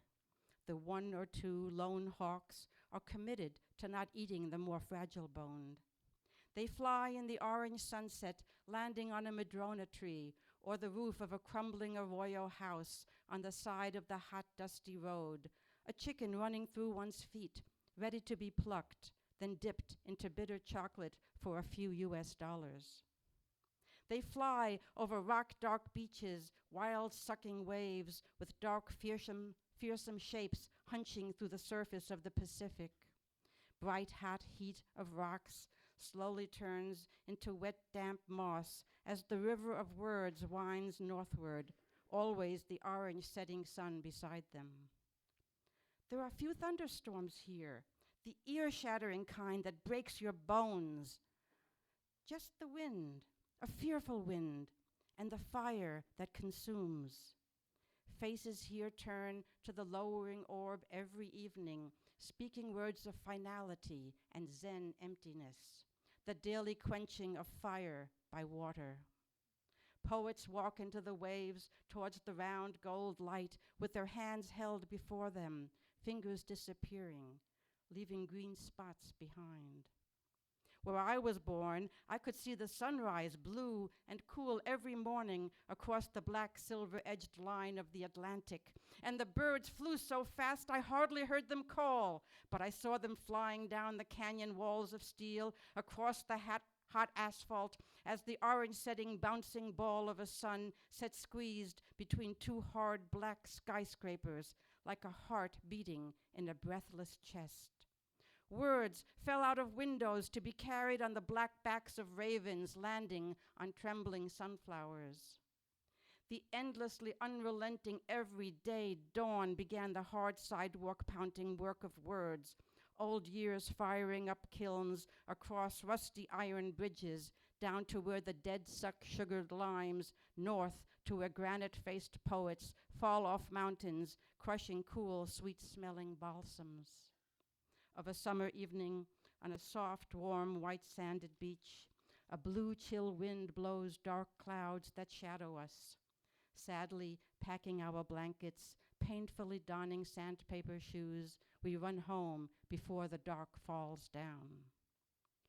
I stand on the shore, cold, salty waves lapping at my feet, both there and here. Thank you.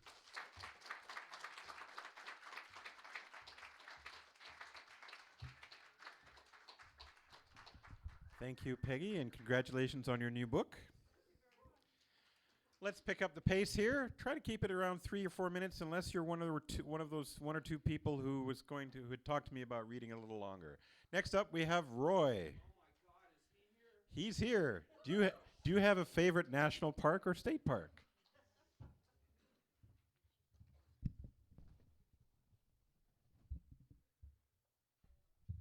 The entire state of Montana.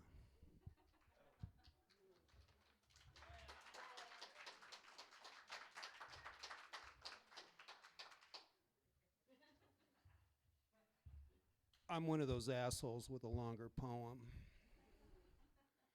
If y'all come anywhere close to relating to the 8-track tape deck reference in this poem, you're older than you are younger.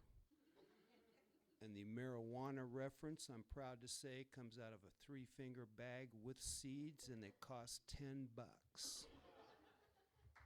Yeah. A year and a half plus prior, I was bussing tables 3 years of high school, high-end restaurant where I learned about liquor and Wisconsin college girls out summer sinning on the SoCal coast. All the moves, all the grooves, I sucked big ass, making good bucks, paid for a righteous El Camino, jamming gears on hot nights off, making grade. Now, Cambodia.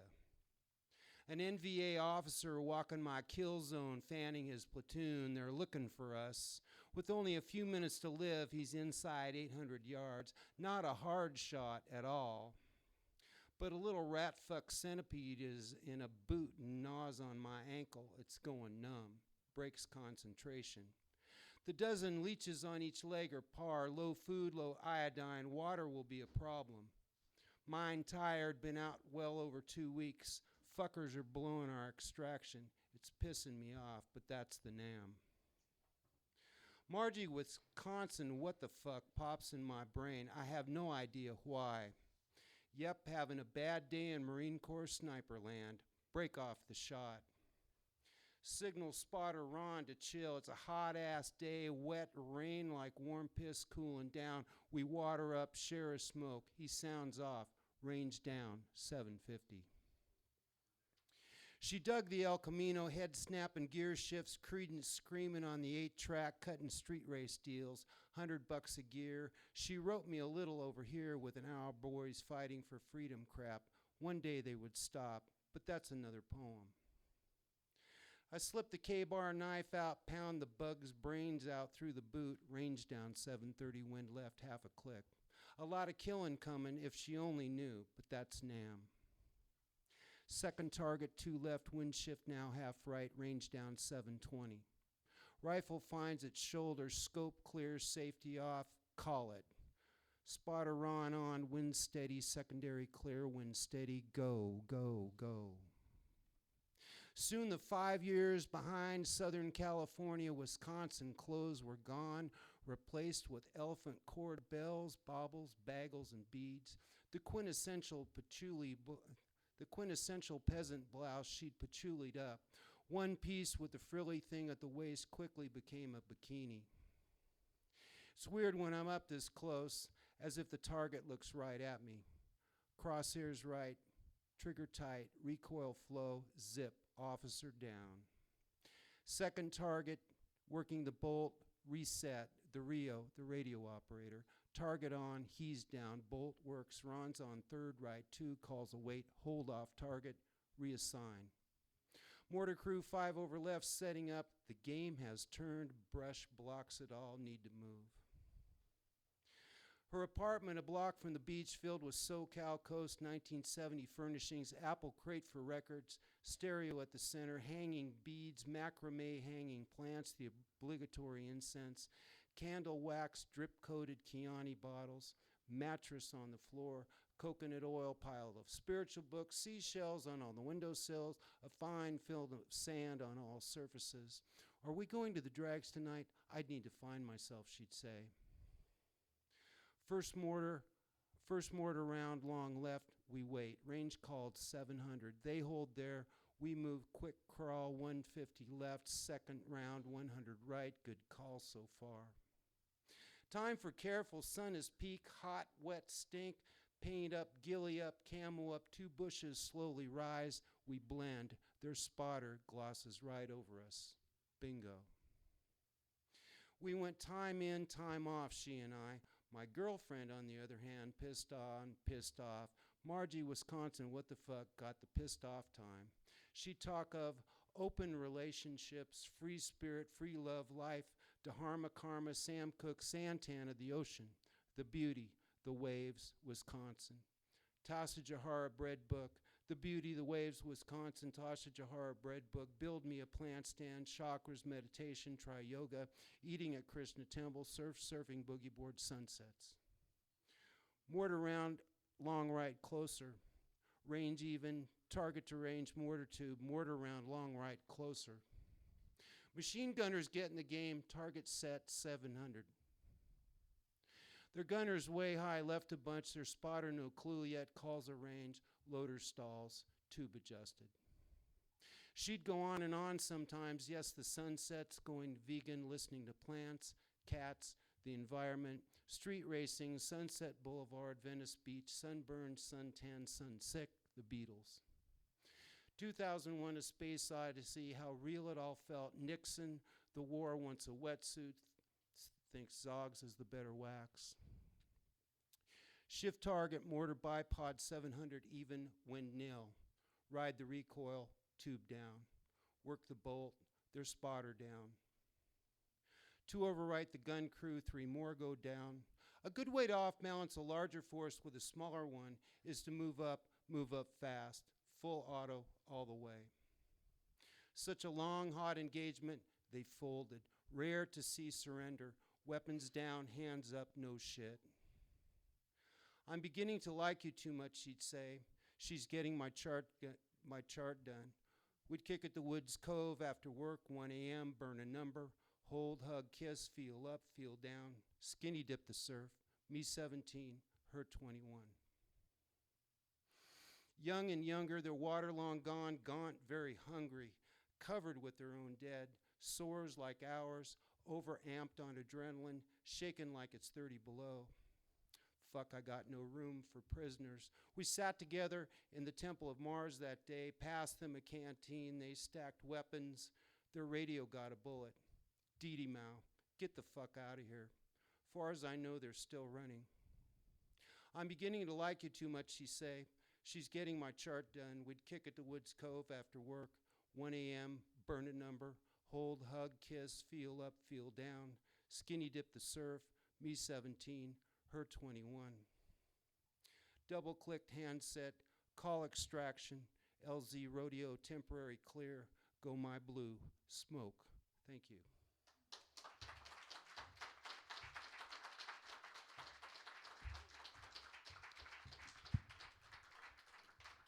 Thank you very much. Up next, we have Mary Crean, I believe.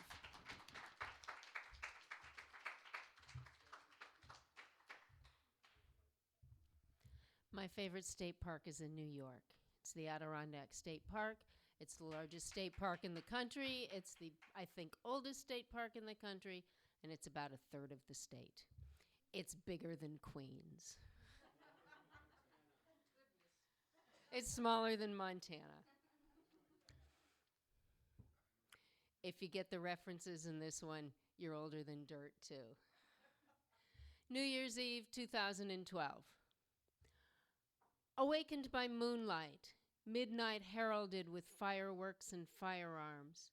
Outside in fleece pajamas, wool coat, boots over booties, gaping at Orion. Down the hill, they're rocking out to the Who like it's 1969.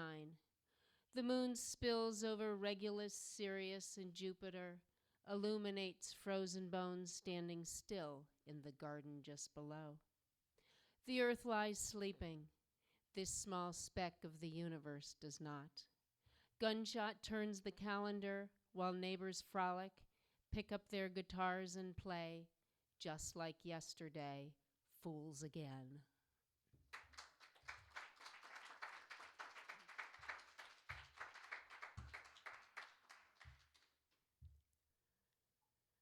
The winter after my father-in-law died darkened with an angry, unspeakable, unreachable grief. I too stayed silent, tongue-tied into a glottal stop that choked back every tone and timbre, every hunger, sorrow, need. Days dawned in pounding sheets, staccato leaden gray, folded back into a starless rainy black. I found a wilder river, strewn with slippery boulders, foaming rapids, raging danger beat a mist upon my face.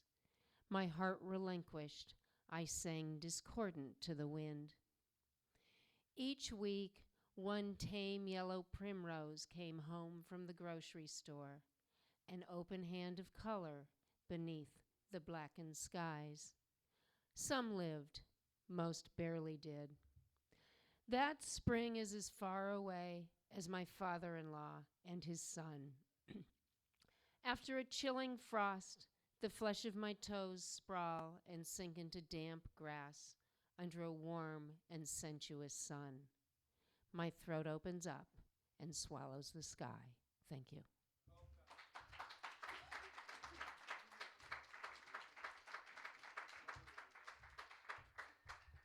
Thank you, Mary. Next, we have Julia. Come on up, Julia.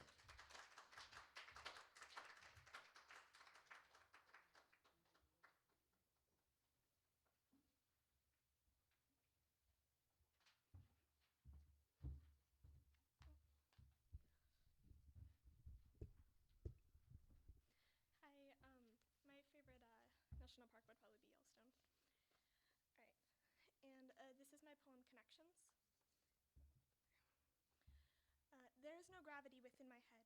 Everything just floats. We are connections built upon connections, interwoven in the strangest of ways. You see, my big toe is connected to my cerebrum. All of me is connected to the stars. We are formed of connections we do not recognize, blinded by our eyes, blinded by lack of lines. Connections we figure inadequate, we can't remember, never made conscious effect after. We think connections must be what we can understand or recognize. We are individuals interwoven in a sea of stars. We are not fragments. Ever thought about the man who laid the pipes or painted the walls or operated the machinery to slice the table? Or the person who drew the blueprints? They have lives, you know, and the amazing thing is we walked into an effect of theirs. This is our connection with lines we can't see, lines we never thought we'd be woven into. When I said goodbye, I didn't sever the line, just drew another end to go towards. And I guess I walked too far because when I pull in the line, it doesn't pull back anymore. And we meet people that come into our lives in ways we cannot describe. They are the ones we realize consciously. Here I am, this is all I am, and I give this to you, but you can only see a part of me, and a part of you to me. We are so blinded by ourselves, we do not know ourselves, and so little do we question, who am I? What do I stand for? What do I believe in, and what will I do with these answers? Our words can be so powerful. Without them, we are without us. They are the communication that drew us together. Life is systematic, even in chaos. We fail to see the patterns within everything. We move within patterns that are bigger than us. We allow ourselves to become suppressed, history repeating over and over, and still we repeat over and over, knowing very well, knowing of death and manipulation for power over the public, blinded by the inconsistency that truth is told in. But like gravity, I cannot always recognize when it's holding me down, when it's saving me, when it's hurting me. Things are not so black and white and good and bad. They are just wrapped around perspective and choked into neatly printed labels.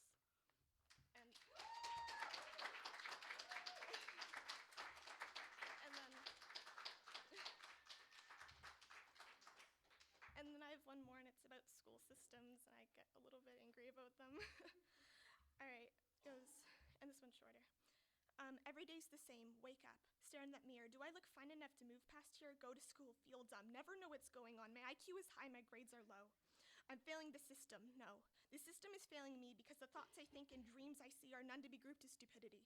So why is it that they can take my dreams from me when the stars I see are much brighter than the template future they set out for me? The system won't change for the people, so the creative, the dreamers, innovative, and thinkers are fucked. Their virginity of inspiration is nothing to be taken for granted. They are passion. Instead, we worry about grades that don't mean anything except you can complete busy work. We don't get a grade for passion. We don't get a grade for depth. We don't get a grade for what's real to us, only what's in the assignment. We aren't told to think. We are told to reiterate, repeat, and memorize. Parrots of words spoken before, and I believe that everyone is depth. They haven't been conditioned to show it. They just don't know it. And thank you.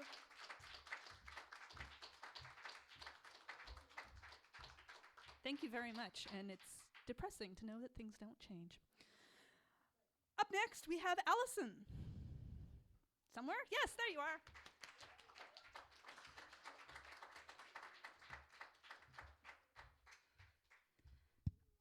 Favorite national park, I'll say Yellowstone. I was there when a little kid, and I want to go back so I can actually remember or see it again. After 9/11 and the war started on Afghanistan, I had an image pop into my head. And I wanted to paint it, but I'm not a painter. And I wanted to write a song about it, but I don't write music and I can't play an instrument, so I wrote this instead. And I may get emotional, so bear with me. Okay. A soldier waits to get off a plane, his dream come true, he's home again. It's knowing that this day would come that held him through most nights. In his loved one's arms again, the end to this nightmare was in sight. But as he steps off from the plane, he's greeted by shouts of hate. His mind goes blank, his heart goes numb, if only they had said, "Welcome home, we love you, thank you for all you've done. We appreciate your sacrifice." Sorry, I warned you. "And all the battles you have won. We can only imagine the pain that you have felt. But now you're back here with us. Welcome home, welcome home." A soldier waits to get off the plane. The war's not through, but he's home again. Some will argue with this fight, saying we don't have the right. But it's freedom that he's fighting for, and he'll hold his head up high forevermore. And as he steps off from the plane, he is greeted by shouts of love. His eyes tear up and his heart swells, for everyone has said, "Welcome home, we love you. Thank you for all you've done. We appreciate your sacrifice and all the battles you have won. We can only imagine the pain that you have felt. But now you're back here with us. Welcome home, welcome home." A soldier waits to get off the plane. His life is gone, but he's home again. In a fight for freedom, he has paid the ultimate price. He has sacrificed his life. And that cost will be mourned forevermore. And as his soul soars up to heaven, there are others there to greet them. It's all the people he fought for, and they embrace him as he walks through heaven's door, saying, "Welcome home, we love you. Thank you for all you've done. We appreciate your sacrifice and all the battles you have won. We know and understand the pain that you have felt, but now you're back here with us. Welcome home, welcome home." Gathered souls look down from heaven, wishing so that we could hear them. Freedom is worth fighting for, but fight with love, not war. For love's price is humility, and the growth of a heart is never mourned.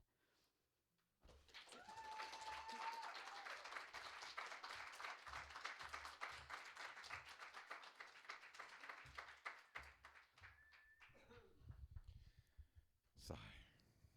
Heavy, heavy breath. Thank you. Next we have, I hope I can read this right, Eugene, is it Belli? Belly. Eugene Belly, welcome.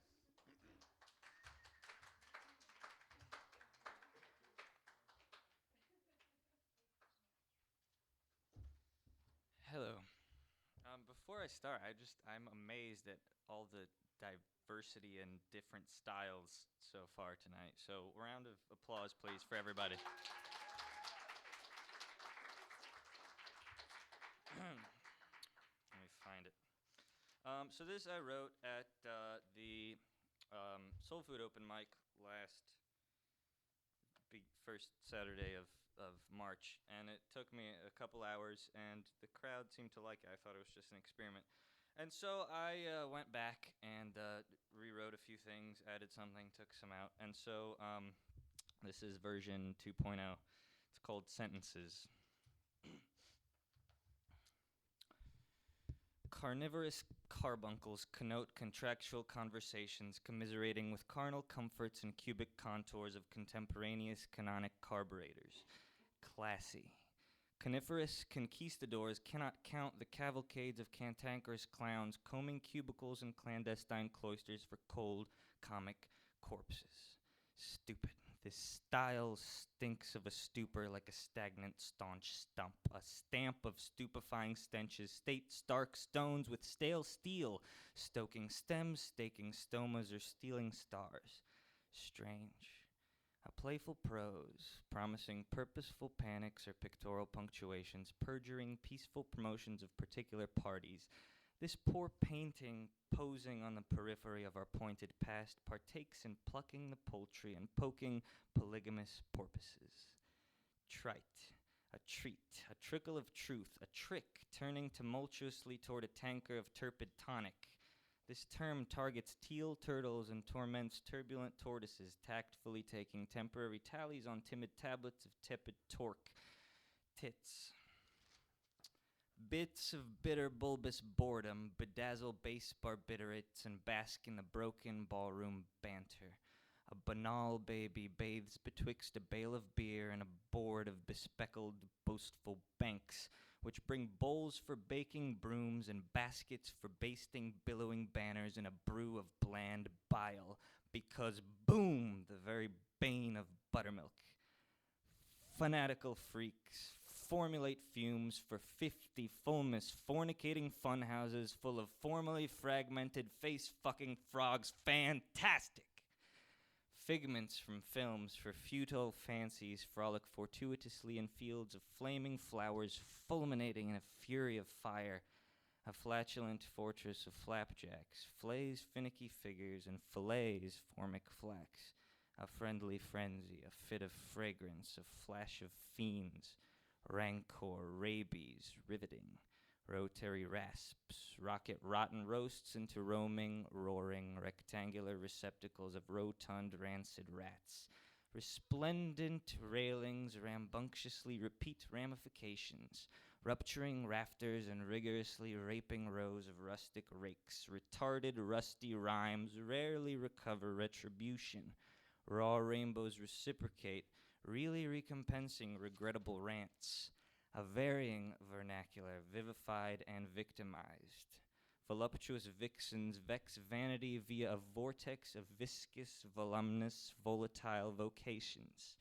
Also vicious vaginas, very vivid.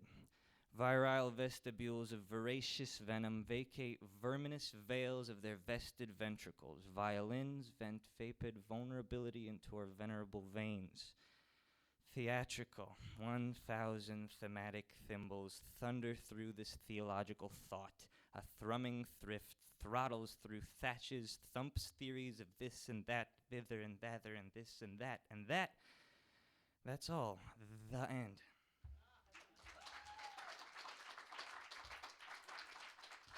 Thank you. And thank you. No one is now lacking in their alliteration for the month. Thank you very much. We were lacking earlier. Up next. Yes. Lucas, and I'm going to massacre your last name. I apologize. All right, it's just Lucas.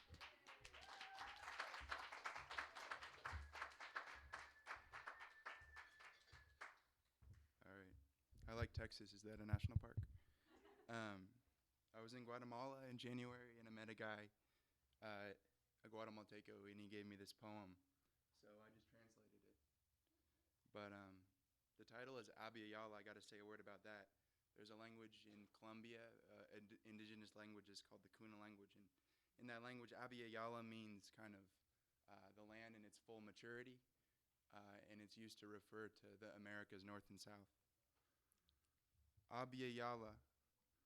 Only in the south can you hear the sound of the new body in the north that is asking with its confused steps what happened to those born in the mouth of the alligator who had already eaten every other beast in the delta. Meanwhile, forgetting that their grand river, like all grand rivers, descends day by day to the common, breathing sea that, with its old and sacred hunger, does not need to hear the stories inside the monsters that it is fed. Thank you.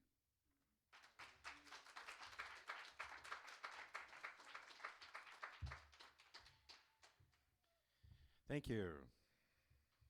Let me squeeze in another octopus and cowboy story here. Octopus needs help, so he calls his friend Cowboy. I have to hold all this together, then hammer this in, says Octopus. When I nod my head, you hit it, okay? Sounds loco to me, says Cowboy, but okay. Octopus holds everything together. Octopus nods his head. Bam! Cowboy hits it. Need any more help? Says Cowboy. No, says Octopus. Sometimes help from a friend isn't the best help.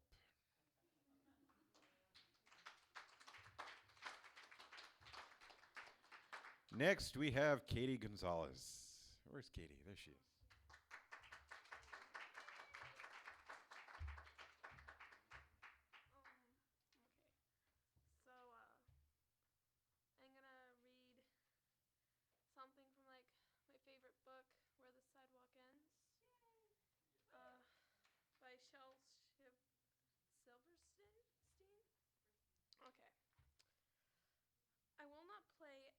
Oh, I will not play at tug o' war. I'd rather play at hug o' war, where everyone hugs instead of tugs, where everyone giggles and rolls on the rug, where everyone kisses and everyone grins, and everyone cuddles and everyone wins.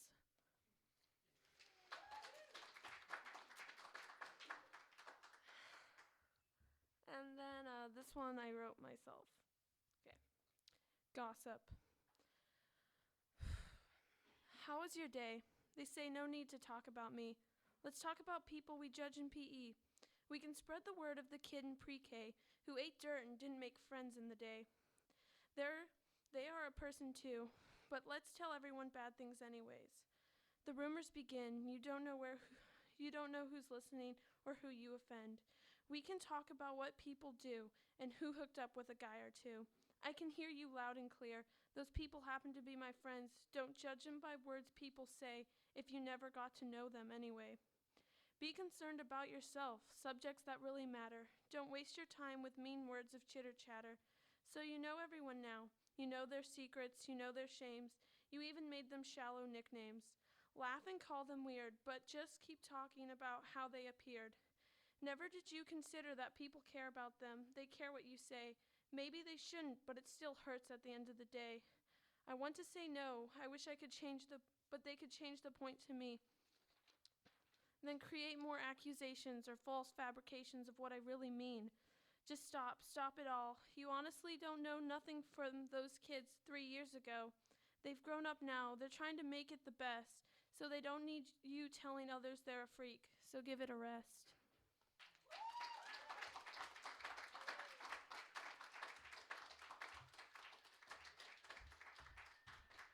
Thank you very much. And again, it's sad how some things don't change. Up next, we have Ida.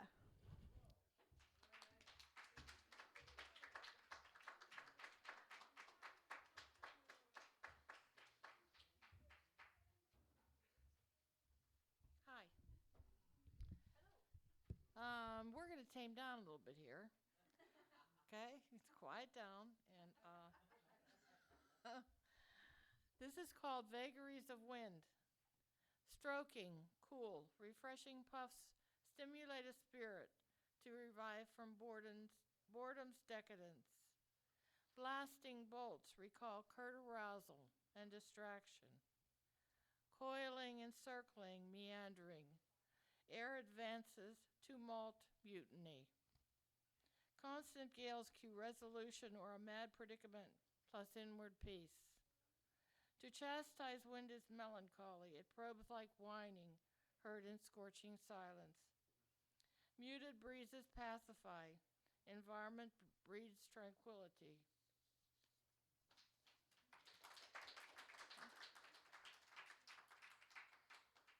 This is a concrete poem, but I drove with a steep horseshoe rim of Independence Pass, quaking inside and keeping both my eyes riveted on the road ahead. Once over, we saw the beautiful scenery, noticed some high country cabins, and decided to examine this tiny ghost town. Built of sturdy logs and seemingly unscarred by epochs, the one-room cabins could tell a story just by being there. They spoke of pioneers who headed this way and either decided to settle down or hibernate for the winter. Abandoned now by man and bare of furniture and gear, no trace of occupation existed except a broad stripe of sunbeam that gleamed brightly.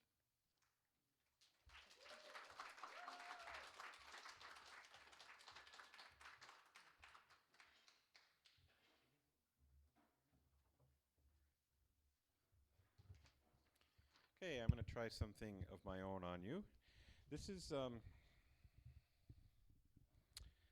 magic realism, surreal. I don't know what it is, but it's called Remote Control. A man enters a hotel room. The room is clean. A gun rests on the desk. The man puts down his suitcase and walks to the desk. He picks up the gun. It is made of plastic. He puts the gun down. He walks back to the door and shuts it. He returns to the desk, where he stands looking at the gun. He picks it up again. This time, it is much heavier. It is not a plastic gun. It is a real gun. He cocks it open to look for bullets. There are 2 shafts. Both are blocked by bullets. They have not been fired. He looks at the gun carefully. He puts the gun down on the desk and walks to the window. One arm flings open the curtain. Light flushes the room. Particles of dust swirl in the sun's light. The man looks at the gun again from the window. It is gone. He blinks. He steps out of the sunlight, warming his back. He sees the gun. He steps back to the curtain and opens the window. He walks back to the desk and picks up the gun with his right hand. With his left hand, he turns on the TV with a remote control. Gunshots ring out. Tires squeal. His left thumb hesitates over the off button on the remote. He leaves the TV on and puts the remote on a corner of the bed. The TV turns off by itself. There is a woman in the bed. She has taken the remote. The man still holds the gun. The man and woman look at each other. They say nothing. He is wearing a suit and tie. She is naked. She is sitting up in the bed. The sheets have fallen from her breasts and gathered at her lap. She is holding the remote. She points it at him. He is holding the gun. He points it at her. The remote feels very heavy in her hand. The gun feels very light in his. His finger presses slightly against the trigger. Her finger feels the off button on the remote. They are both expressionless. A car horn sounds. They both fire. The next morning, a maid finds the 2 bodies. Mr. Rogers is blaring from the television set. Blood has stained the carpet and the sheets. The maid jumps out the window. A commercial comes on.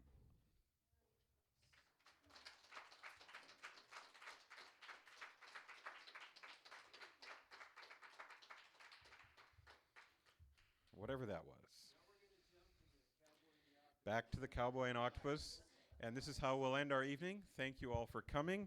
And please come again.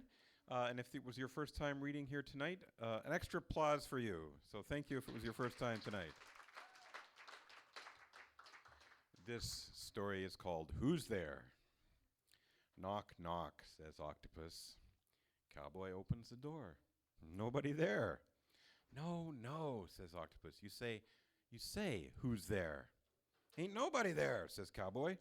I know, says Octopus. It's a joke. Cowboy thinks for a second. Well, dang, it's not a very funny joke. Octopus laughs. No, Cowboy, the joke comes after you say who's there. Okay, says Cowboy. Who's there? Octopus says, lettuce. Lettuce, says Cowboy.